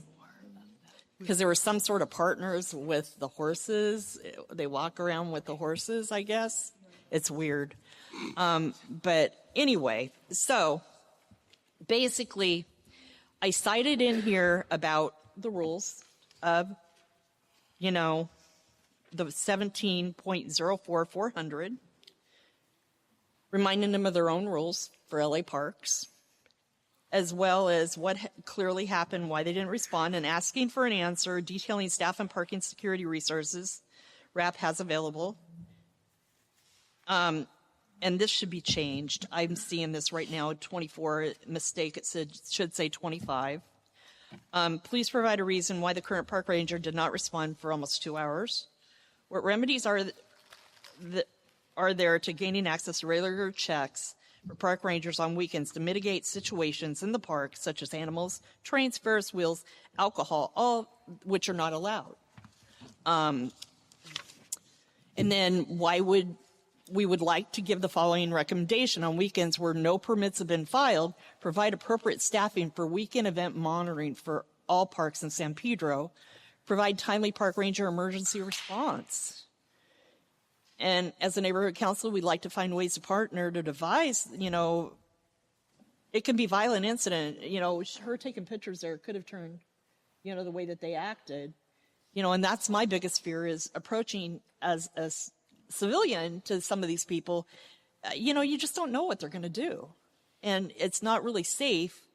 And as I advised April of, sometimes the encounters like that, if you can't do it secretively, taking those pictures, maybe the encounters are not the safest in the world because you just don't know what you're going to get on the other end. And I'm asking them to provide next course of action by May 30th, 2025 to answer to us. So this is out of committee. Yeah. I think there's another typo in the first line of the first paragraph, November 13th, 2025, we sent a letter. Should that be 2024? In the first sentence of the first paragraph, it says we sent a letter in November 2025. It hasn't Oh, it should be happened yet. 24. So I had the 5 there. And Yeah, just reverse the years, no big. Oops. Time travel. It's a future problem. Any other comments? Cynthia? Have the police or anybody responded? Because you do have a vehicle, and the vehicle is a horse trailer with a horse trailer. I can't hear you. The vehicle has a horse trailer behind it, and you have the picture of the horse. So they should be able to respond to this. It has a horse trailer? Yeah. Yeah. Vehicle? If they got any type of response, because you have a picture there that shows a truck. It identifies the people that are committing the crime. It would appear you have evidence of the. We do. So that's But nobody's what I done think anything. Cynthia's. And that's why it's going to authorities. And why they're Valoni doing does what they have this license number, but he says unless Rec and Park tells him to, Right. he can't do anything. He has to be directed from them to pursue this license plate. So I see that on the picture here that there's some sort of party going on. Is there some sort of tie or registration when somebody asks for a permit? They have to have a permit. And they didn't. Oh. With Rec and Park over on PV Drive North, they have to file and pay for a permit to have that stuff, and horses are never allowed even with a permit. What about alcohol? So the tent and all of For that? the tent, they have to have a permit. Did they have a permit for the tent? They did not. Okay, thank you. And there's nobody to checks and balances on that for our park at all. So, unfortunately. Gotcha. Thank you. So, any more questions? So this is You are deputized. out of committee. So call for the vote. Thomas? Aye. Kane? Aye. Victor? Aye. Ray? Yes. Gail? Aye. Cynthia? Yes. Melanie? Angela? Yes. Chris? Yes. And Michael? Yes. Okay.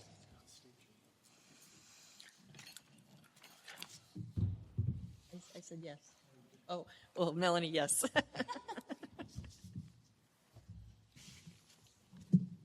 And that'll be, just for the record, it's with the edits that need to occur on the dates. Yes. So thank you for pointing it out. Thank you. I dyslexic, I guess, or something. Oh, Lord. So next is the CIS. Who's going to do that? Thomas? Yep. Are you going to do that? Yes, thank you. All right, so I'll call your attention to item 6C1.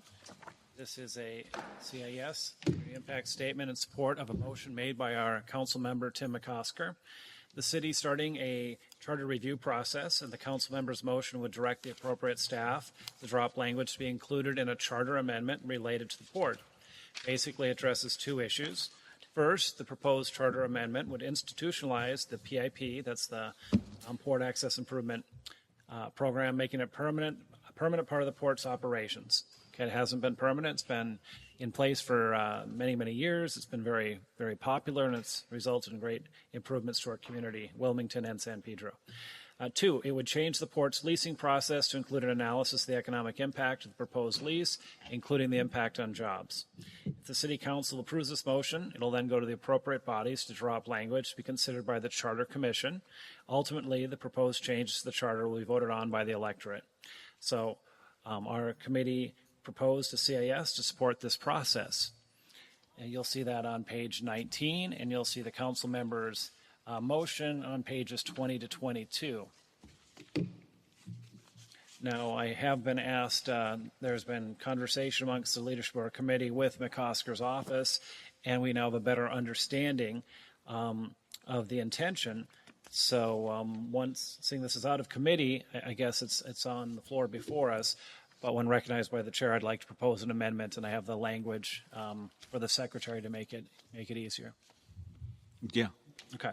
So on page 19, the amendment that I'm going to look for a first and a second on would be to strike or to change the word "to" to "one."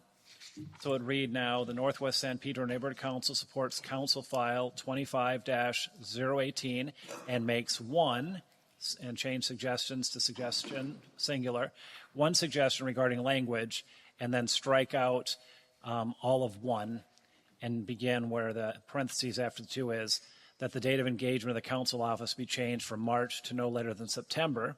It turns out it's much more favorable not to add net before operating income. That would give us a larger amount, give the community more money, and that's what the council member intended. So we had a member of the committee who knew the existing policy was net operating income and thought we should stick with that, but we don't want to discourage the people from providing more money rather than less money. So that's the reason for the amendment. So if we want to take up the amendment first, see if there's anybody who will, if I'm not allowed to move it, someone else would move it and someone would second it. So moved. Second? Okay. Can you read what the amendment, how it would read after without the description of what changes? Yeah, and I'm in a hand. Oh, okay. Make it a little Okay. bit easier. Or I can.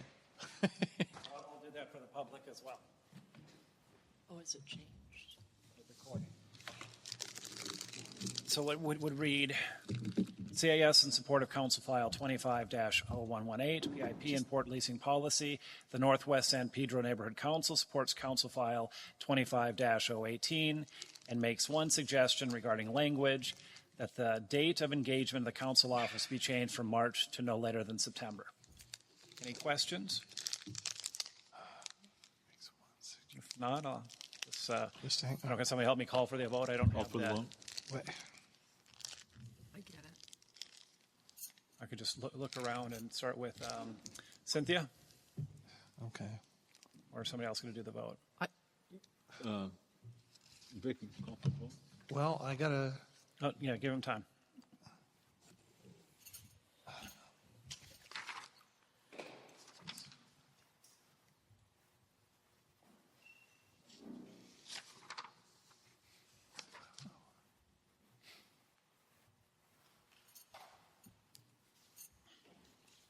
And who were the first and second? I made the motion. And I seconded it. It's Gail.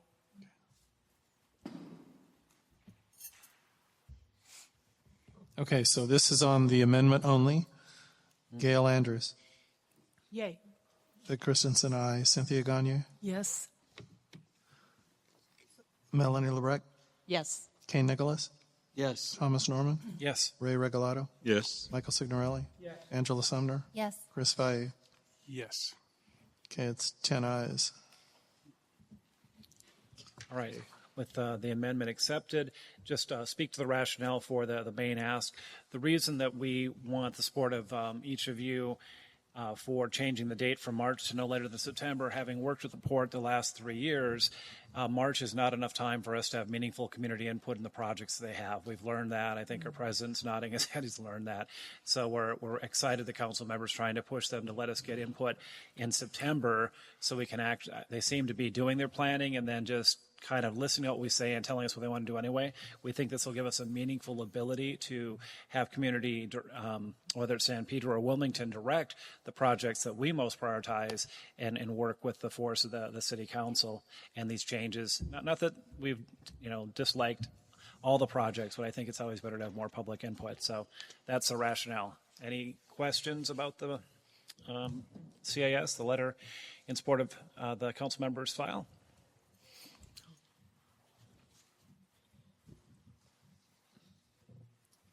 Seeing none, let's move to a vote. Okay, on the CIS as amended, Gail Andrews, Yes. Vic Christensen, aye. Cynthia Gagne, Yes. Melanie LeBrecq, Yes. Kane Nicholas, Yes. Thomas Norman, Yes. Ray Regalado, Yes. Michael Signorelli, Angela Sumner, Yes. Chris Valle. Yes. Okay, that is 10 ayes. All right. Thank you very much. Okay. So, thank you, Carlos. So, moving on, that closes out agenda item number 6. Moving on to agenda item number 7, is President's meeting with the Port of Los Angeles. Thomas? Very brief report. They were dark. No report. And that takes care of agenda item number 7, unless someone may have a comment they would like to add. No, I see no hands or anything. So let's move on to agenda item number 8, and these are committee reports. Bylaws and elections. Let me just kind of give a brief comment or two. I'm going to say that the new election process that was undertaken this time around for seating neighborhood councils, it was difficult. Okay? It was difficult for all of us to understand the rules behind it, the process that we needed to follow, and then ultimately making sure that we got our ballots in the mail. The comment that I'm making is not something that's just my feeling. I've had discussions with other neighborhood councils. I've had discussions with our representatives for the Board of Neighborhood Commissioners, Doug Epperhart, and it's pretty much well agreed that it could have been done better. And kind of the going feeling is that we need to move back to in-person voting. Because I think it provides people an actual action to come out and vote, which I think helps in the development of community to begin with. You get to know the people who are coming out and voting for issues. You get the opportunity, as we've done in the past, to have community events, bringing community out to, say, Peck Park, where we usually have our voting, at least in Northwest, and people engaged and say hello to each other and laugh and you know, it's another step in the importance of civic engagement.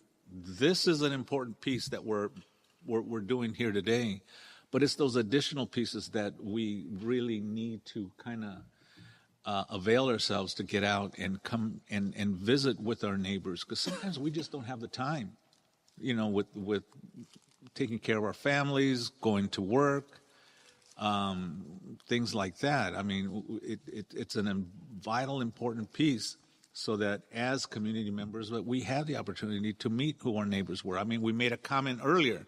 The fire department said, meet your neighbors, know who they are, and this is the great opportunity to be able to do that. So I am advocating from the Board of Neighborhood Commissioners and also the Department of Neighborhood Empowerment. I'm advocating that they have a debrief at some point, hosted and facilitated by the city clerk who run our elections, that they take public comment, public input about how this went. And I think they're probably going to hear that this was not the easiest way to get people elected. Not everybody has access to computers. Not everyone has access to the internet.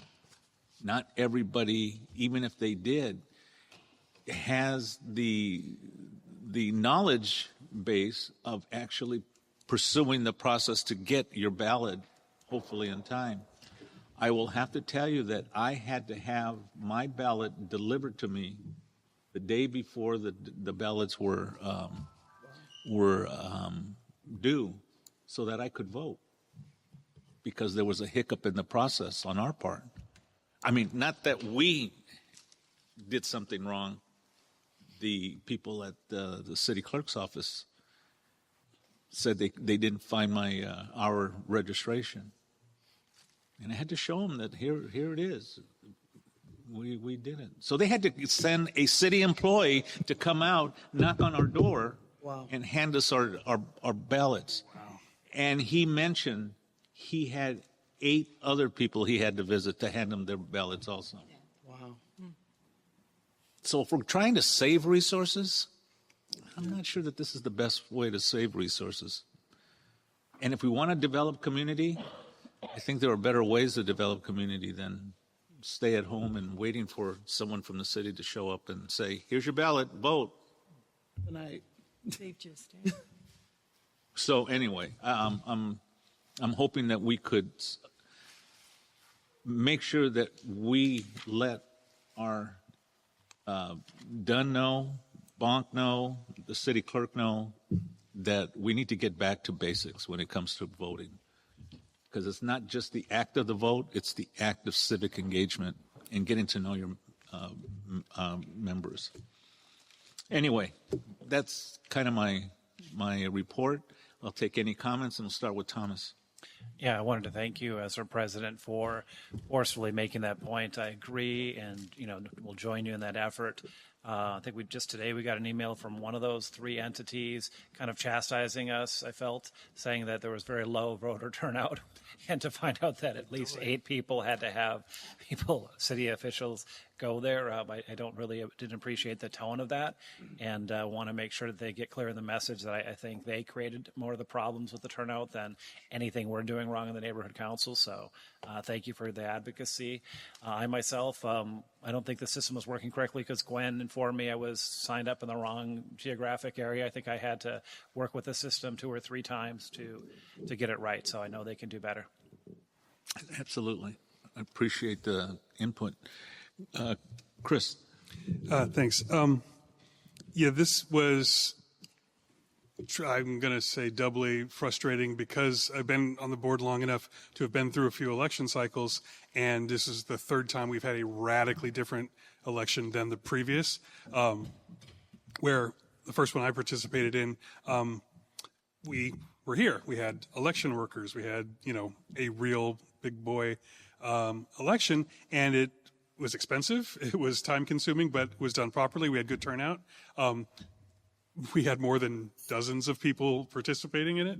And then we had the COVID election, which I still have never received a good faith attempt at a response of any of my questions about how it was allowed that candidates were allowed to deliver ballots in person to voters and hand someone a ballot and say, vote for me, is outrageous, and nobody has ever even responded. On the flip side of it, maybe the upside of having only a few dozen people participating was that, for instance, I can't remember what the irregularity was, but there was some problem with my ballot, and somebody from the city clerk's office emailed me to ask for some kind of correction, which I provided, and then my vote was counted. But it was the sort of thing where, and again, I was a little almost delighted that they reached out to me in person, because apparently they're reaching out to everyone literally in person. But my next thought was, or we could have just done it the right way, the way we do every time we have a real election, and you wouldn't have to answer any of these questions. It's sort of, we have to have all this training, ethics and funding, training and all that. We have city attorney and the city clerk down our necks about, social media or how we, take care of our money. I think this should either be taken seriously or we should just be allowed to do whatever we want. Because this last one was kind of it's like, well, they printed the stuff for us. They ran their website, kind of. By the way, if you were not at all familiar with the city clerk's website and finding information there, that was your first time trying to find a particular page, you'd have been an interesting afternoon in front of your laptop.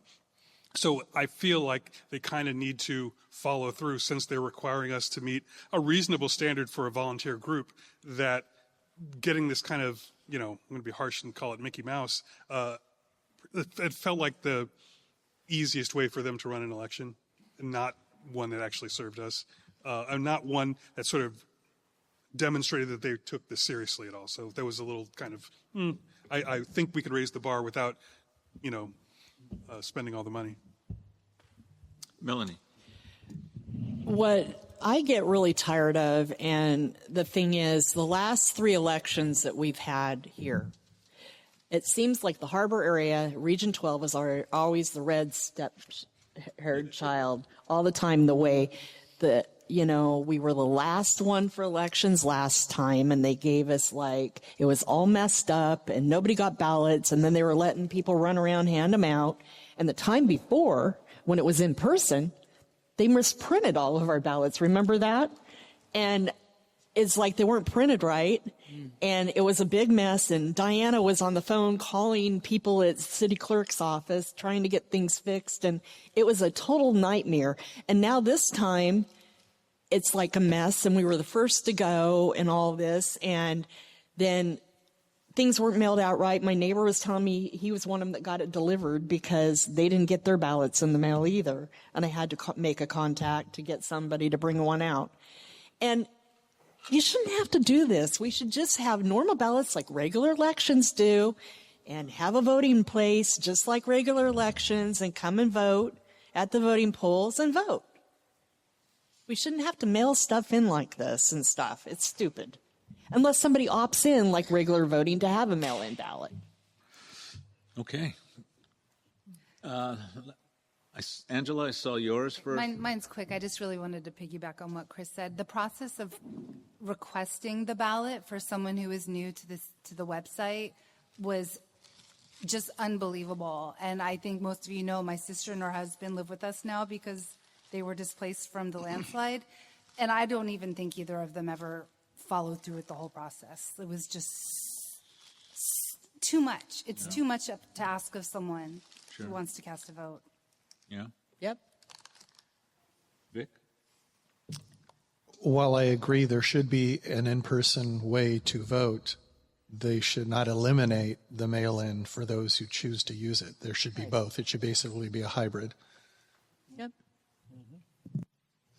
Point taken. Just like a regular election. Any other comments? Community? Anything out there? No?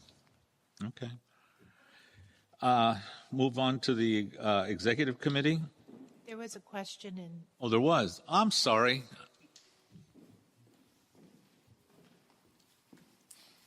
Hello, Christina Calandra, and I just want to add on to that. I myself had to put my candidate statement in and attempted to get my ballot and was waiting and waiting for my ballot and never got it. I didn't know you could have a city clerk deliver it, but I did email letting them know that I never received my ballot. And I was going around actively in my neighborhood showing people how to do it because I live around quite a few senior citizens and they never received theirs. So I clearly was teaching them how to do it incorrectly. So it was a difficult process for sure. So just wanted to add my 2 cents. Appreciate that. Thank you for letting us know. Any other comments? Okay. Let's move on to the executive committee. I'm going to make this very brief, just so that for the new people and everything, the efforts of the executive committee is shown every time we meet because we develop the agenda. But there's also other things that go on behind the scenes. So I'd just like to just mention 2 things that I want to make sure that everyone is aware of. Keep this on your radar. A, the Vincent Thomas Bridge. We've mentioned it before here, but please know that the Vincent Thomas Bridge is going to shut down. It's going to shut down for, I'd like to think that it's going to be, the 16 months that they say it's going to be. But I think I'd be surprised if it actually does occur, for that full 16 months. 2 years. Yes. Yes. Contingencies. So they do have monthly meetings, community meetings. The Vincent Thomas Bridge, or Caltrans, who's overseeing the project. I am on those meetings. The technical advisory committee, where we actually get the city entities that are there, law enforcement that are there, talking about what's going on, what they're doing to work through some of the challenges in shutting down the bridge and what it's going to look like as they prepare to shut down the bridge. But also, let me say that there has probably been around 8 or 9 different dates given as they move it through when they say they're going to shut it down, and we're still kind of waiting for that actual date.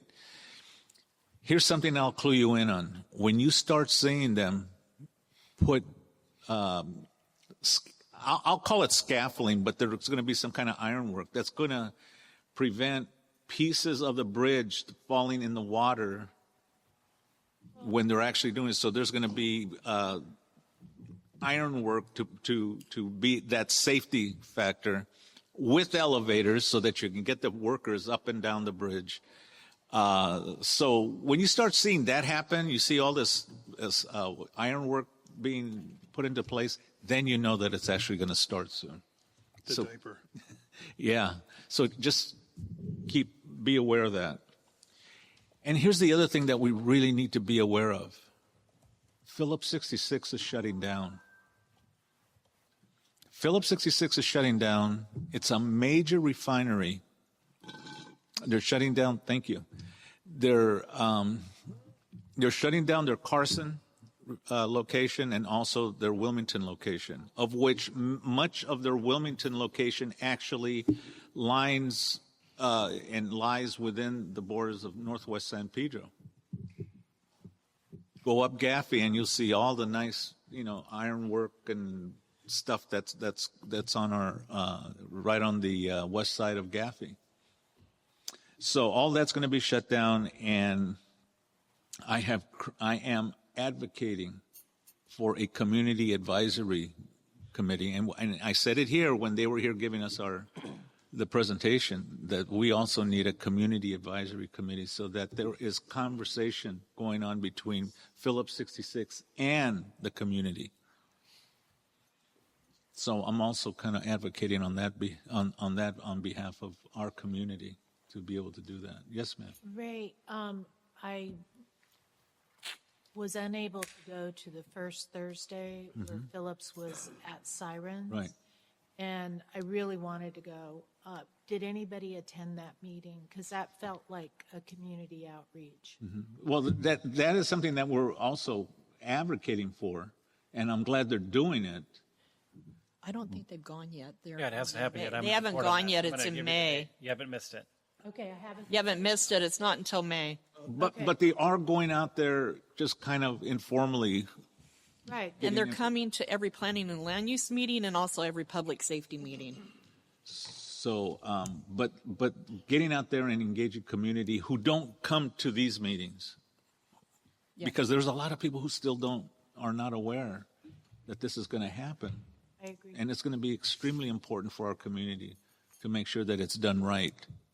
And we understand the process as a whole, because it's not going to be something that's going to be able to be done overnight or over the course of a few months.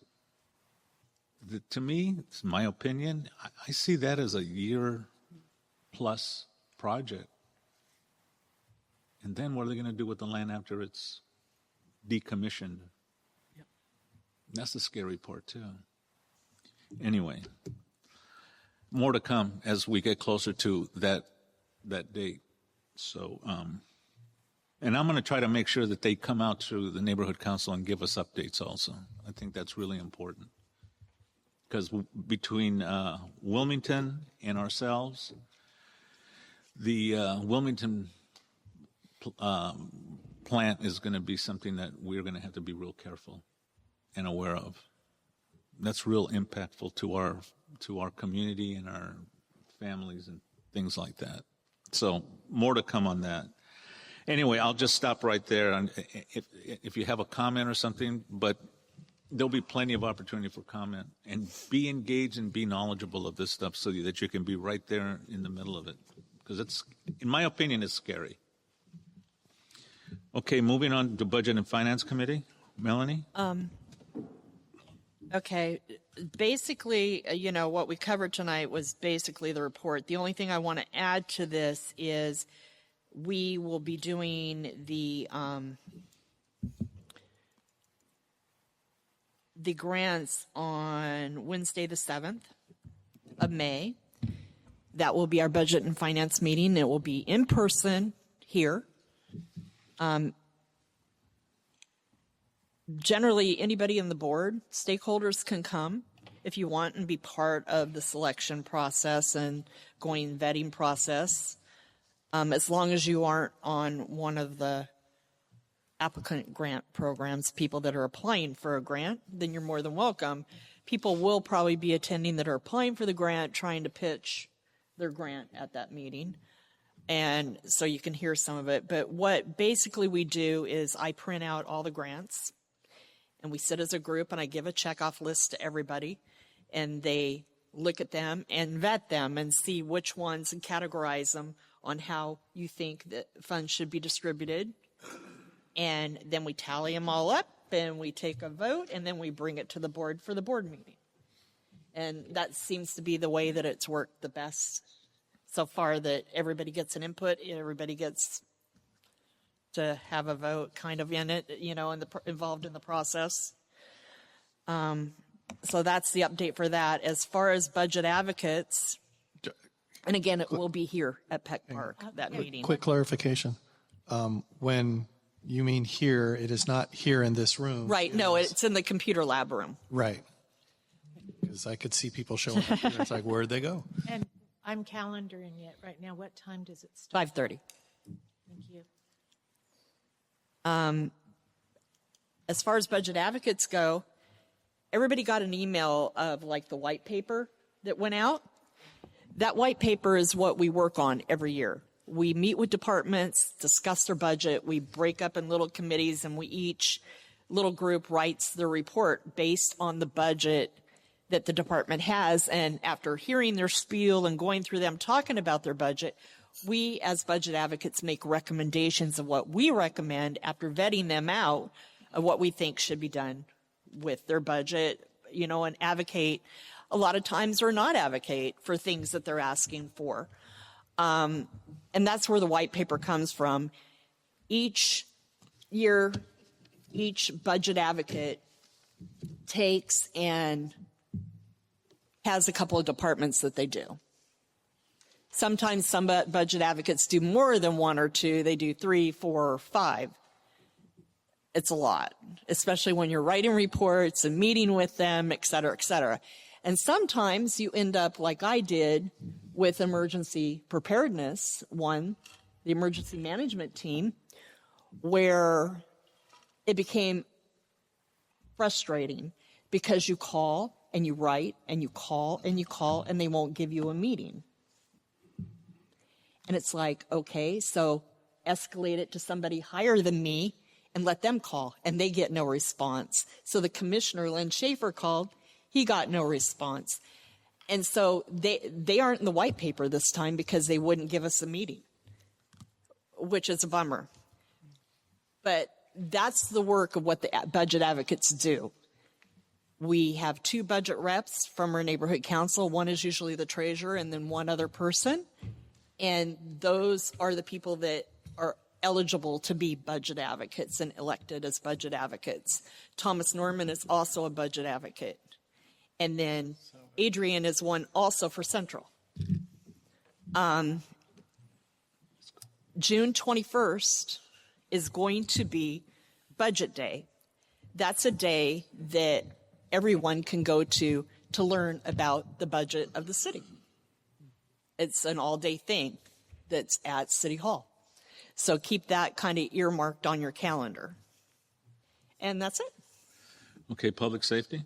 And public safety, Quickly, there's nothing other than we're going to be working with the city council for that town hall that's going to be in June.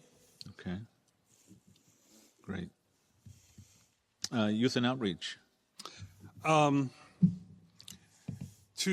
main points. One was a suggestion, I believe it originated with Lori Jacobs, but that youth and outreach develop about a program, but some action, some specific task about addressing homelessness. And we came up with a concept of developing, or basically reaching out to kind of local service providers and finding out what their needs were in terms of material goods. And we are going to allocate some money, request an allocation for hygiene kits. So it would be the type of thing that, just real basic resources, but something that can be distributed either by agreement beforehand with the service provider or something we could make available.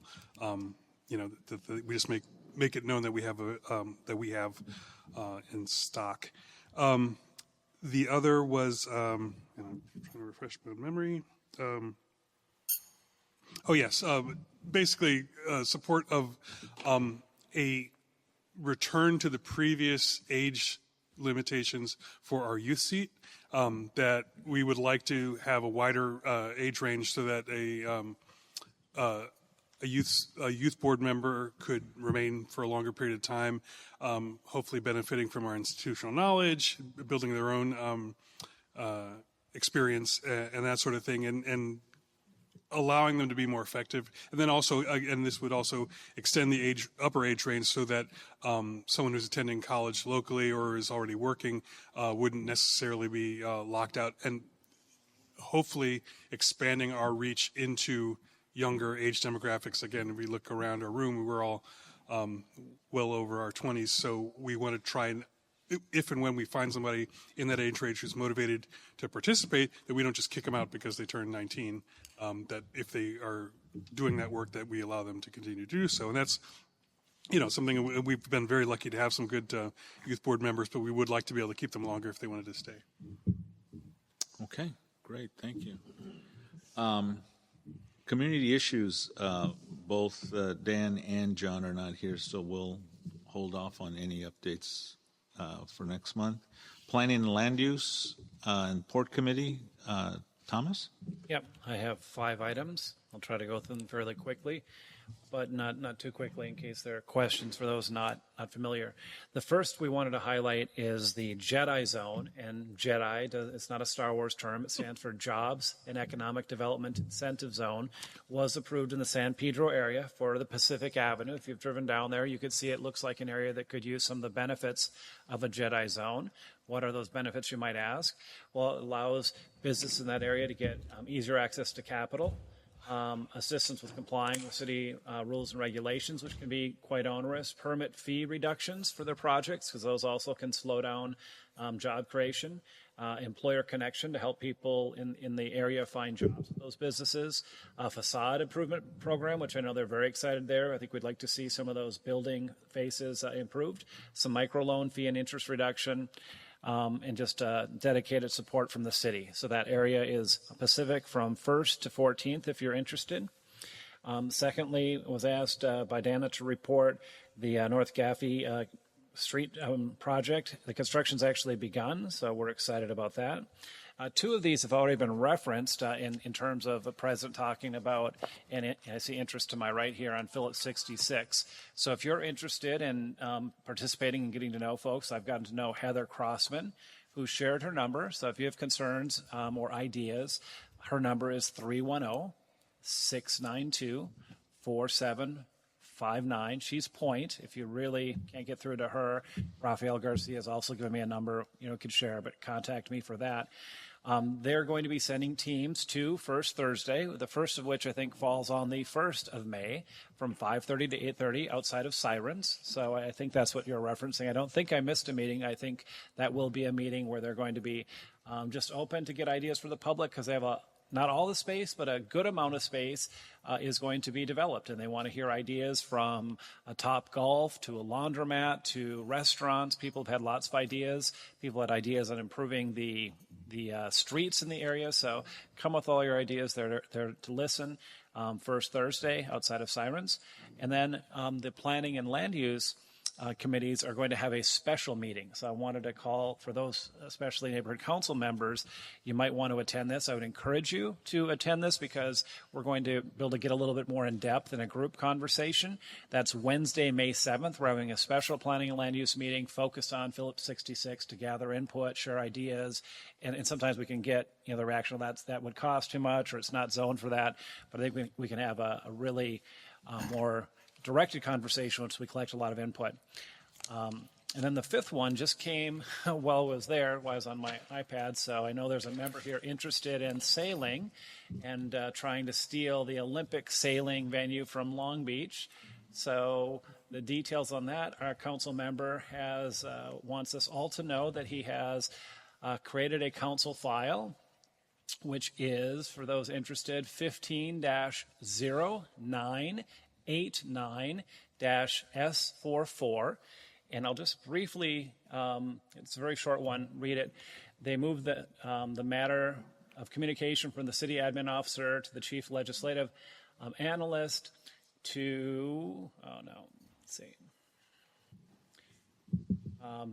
basically to move, I don't know why it's doing this, to move all sailing events for the 2028 Olympic and Paralympic Games for LA 28 from Long Beach Pier to the Port of Los Angeles and San Pedro. So Tim McCosker, seconded by a council member with B's, who I can't read his signature or her signature. But that it's not dated, but if you want to look that up, it looks like we already have his intention to move the sailing here to San Pedro. And if you go to our next Planning and Land Use Committee, we will probably create a letter like we did today in support of that. Thank you for your time. That's all I have. I can take questions if there are any, but we're 3 minutes past. Carlos.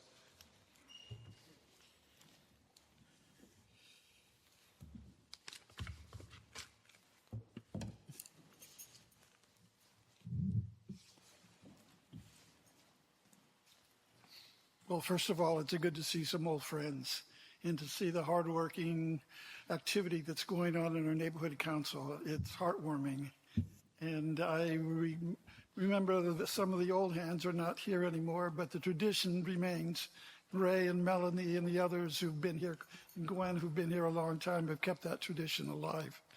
And I just wanted to say that I've spoken with a former member of the Board of Harbor Commissioners who talked about the vision statement at the time the PAIP project was being developed by the port, that they would devote the west side of the port to non-commercial development. And what he said was that when they were doing the planning internally, they decided that the development sites that you see along the marina, along Dave Arian Way, would not be opened until the Ports of Call development was well underway, and that's the case now. But his vision was that that area where the marina is would become the center of gravity for activity in the port area. And I think the model is going to be for the development along those sites, because everything is in place for that development to take place, is going to be Los Alamitos Bay development there, which was a rundown area, and now it's a very nice mall-type setting and a park-like setting too. And I've been there on a Sunday, and I see families there just celebrating rather than having to shop in the very exclusive retail stores there.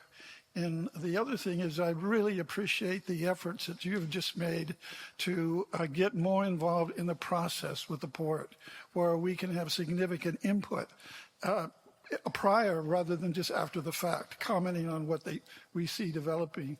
And there is a point paper buried somewhere in our records that we had shared with the port about a vision statement for that development area. And one was including moving the Iowa over to where the merchant ship is, the Lane Victory, and then a specific project that the Lane Victory people would like to see is having funding to make operational their second boiler, because they cannot put to sea until that boiler is repaired and operational by the Coast Guard. That's a specific item. But what I see developing over there is a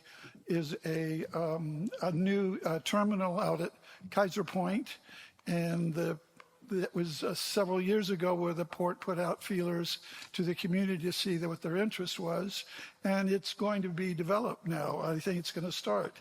I remember attending a board meeting, and one of the board members was concerned that because of COVID and those issues there, that might be too soon to develop that area. And the response from, I forget his name, who was the head of the lawyer in charge of that process, he says, don't worry, a shovel won't hit the dirt for another 6 years. Port operates very slowly, and that was another point that this former councilman made. But as far as our input, at the time we were considering the area across from 22nd Street Landing, the open area, which is lied fallow, is a sports complex with all kinds of different sports activities. And then the development of those project sites along the marina encouraged that development. And then the other was knowing that the center of gravity would shift. And the Iowa is a very powerful political group. They have on their board of advisors the former governor of Iowa, the current governor of Iowa. Tim McCosker didn't even know he was on that advisory council. So they plan to build a museum where they're currently located. But the port has always wanted to use that birthing site for a permanent building to intake all the baggage that comes in rather than that temporary site.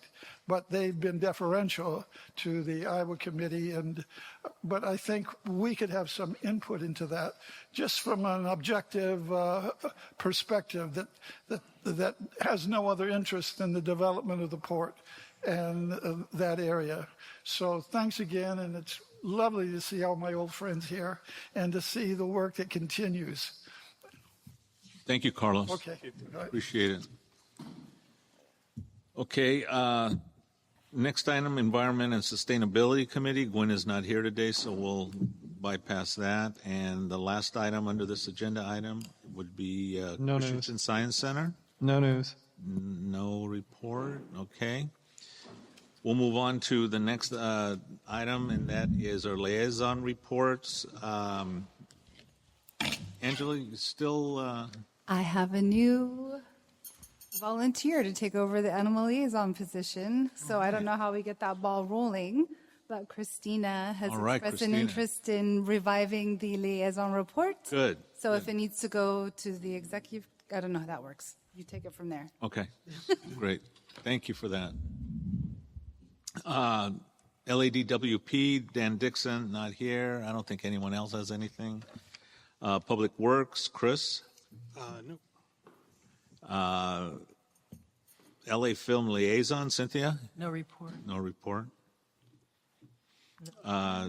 Sustainability Alliance, Gwen, not here. Data Liaison, Gwen, Chris, anything? Nothing? Okay, we're down to our announcements and future agenda items. 10, anything will just keep us informed moving forward. And general public comment, non-agenda items, last opportunity, I should say. Anyone has anything they would like to say? I don't see any hands. That's great. But you do have something. I almost made it. No. That's good because I'm going to say something real quick also. So I have an update, but I can wait. It's for the community issues regarding the Target liquor license. But I submitted it to John, but since he's not here, yeah.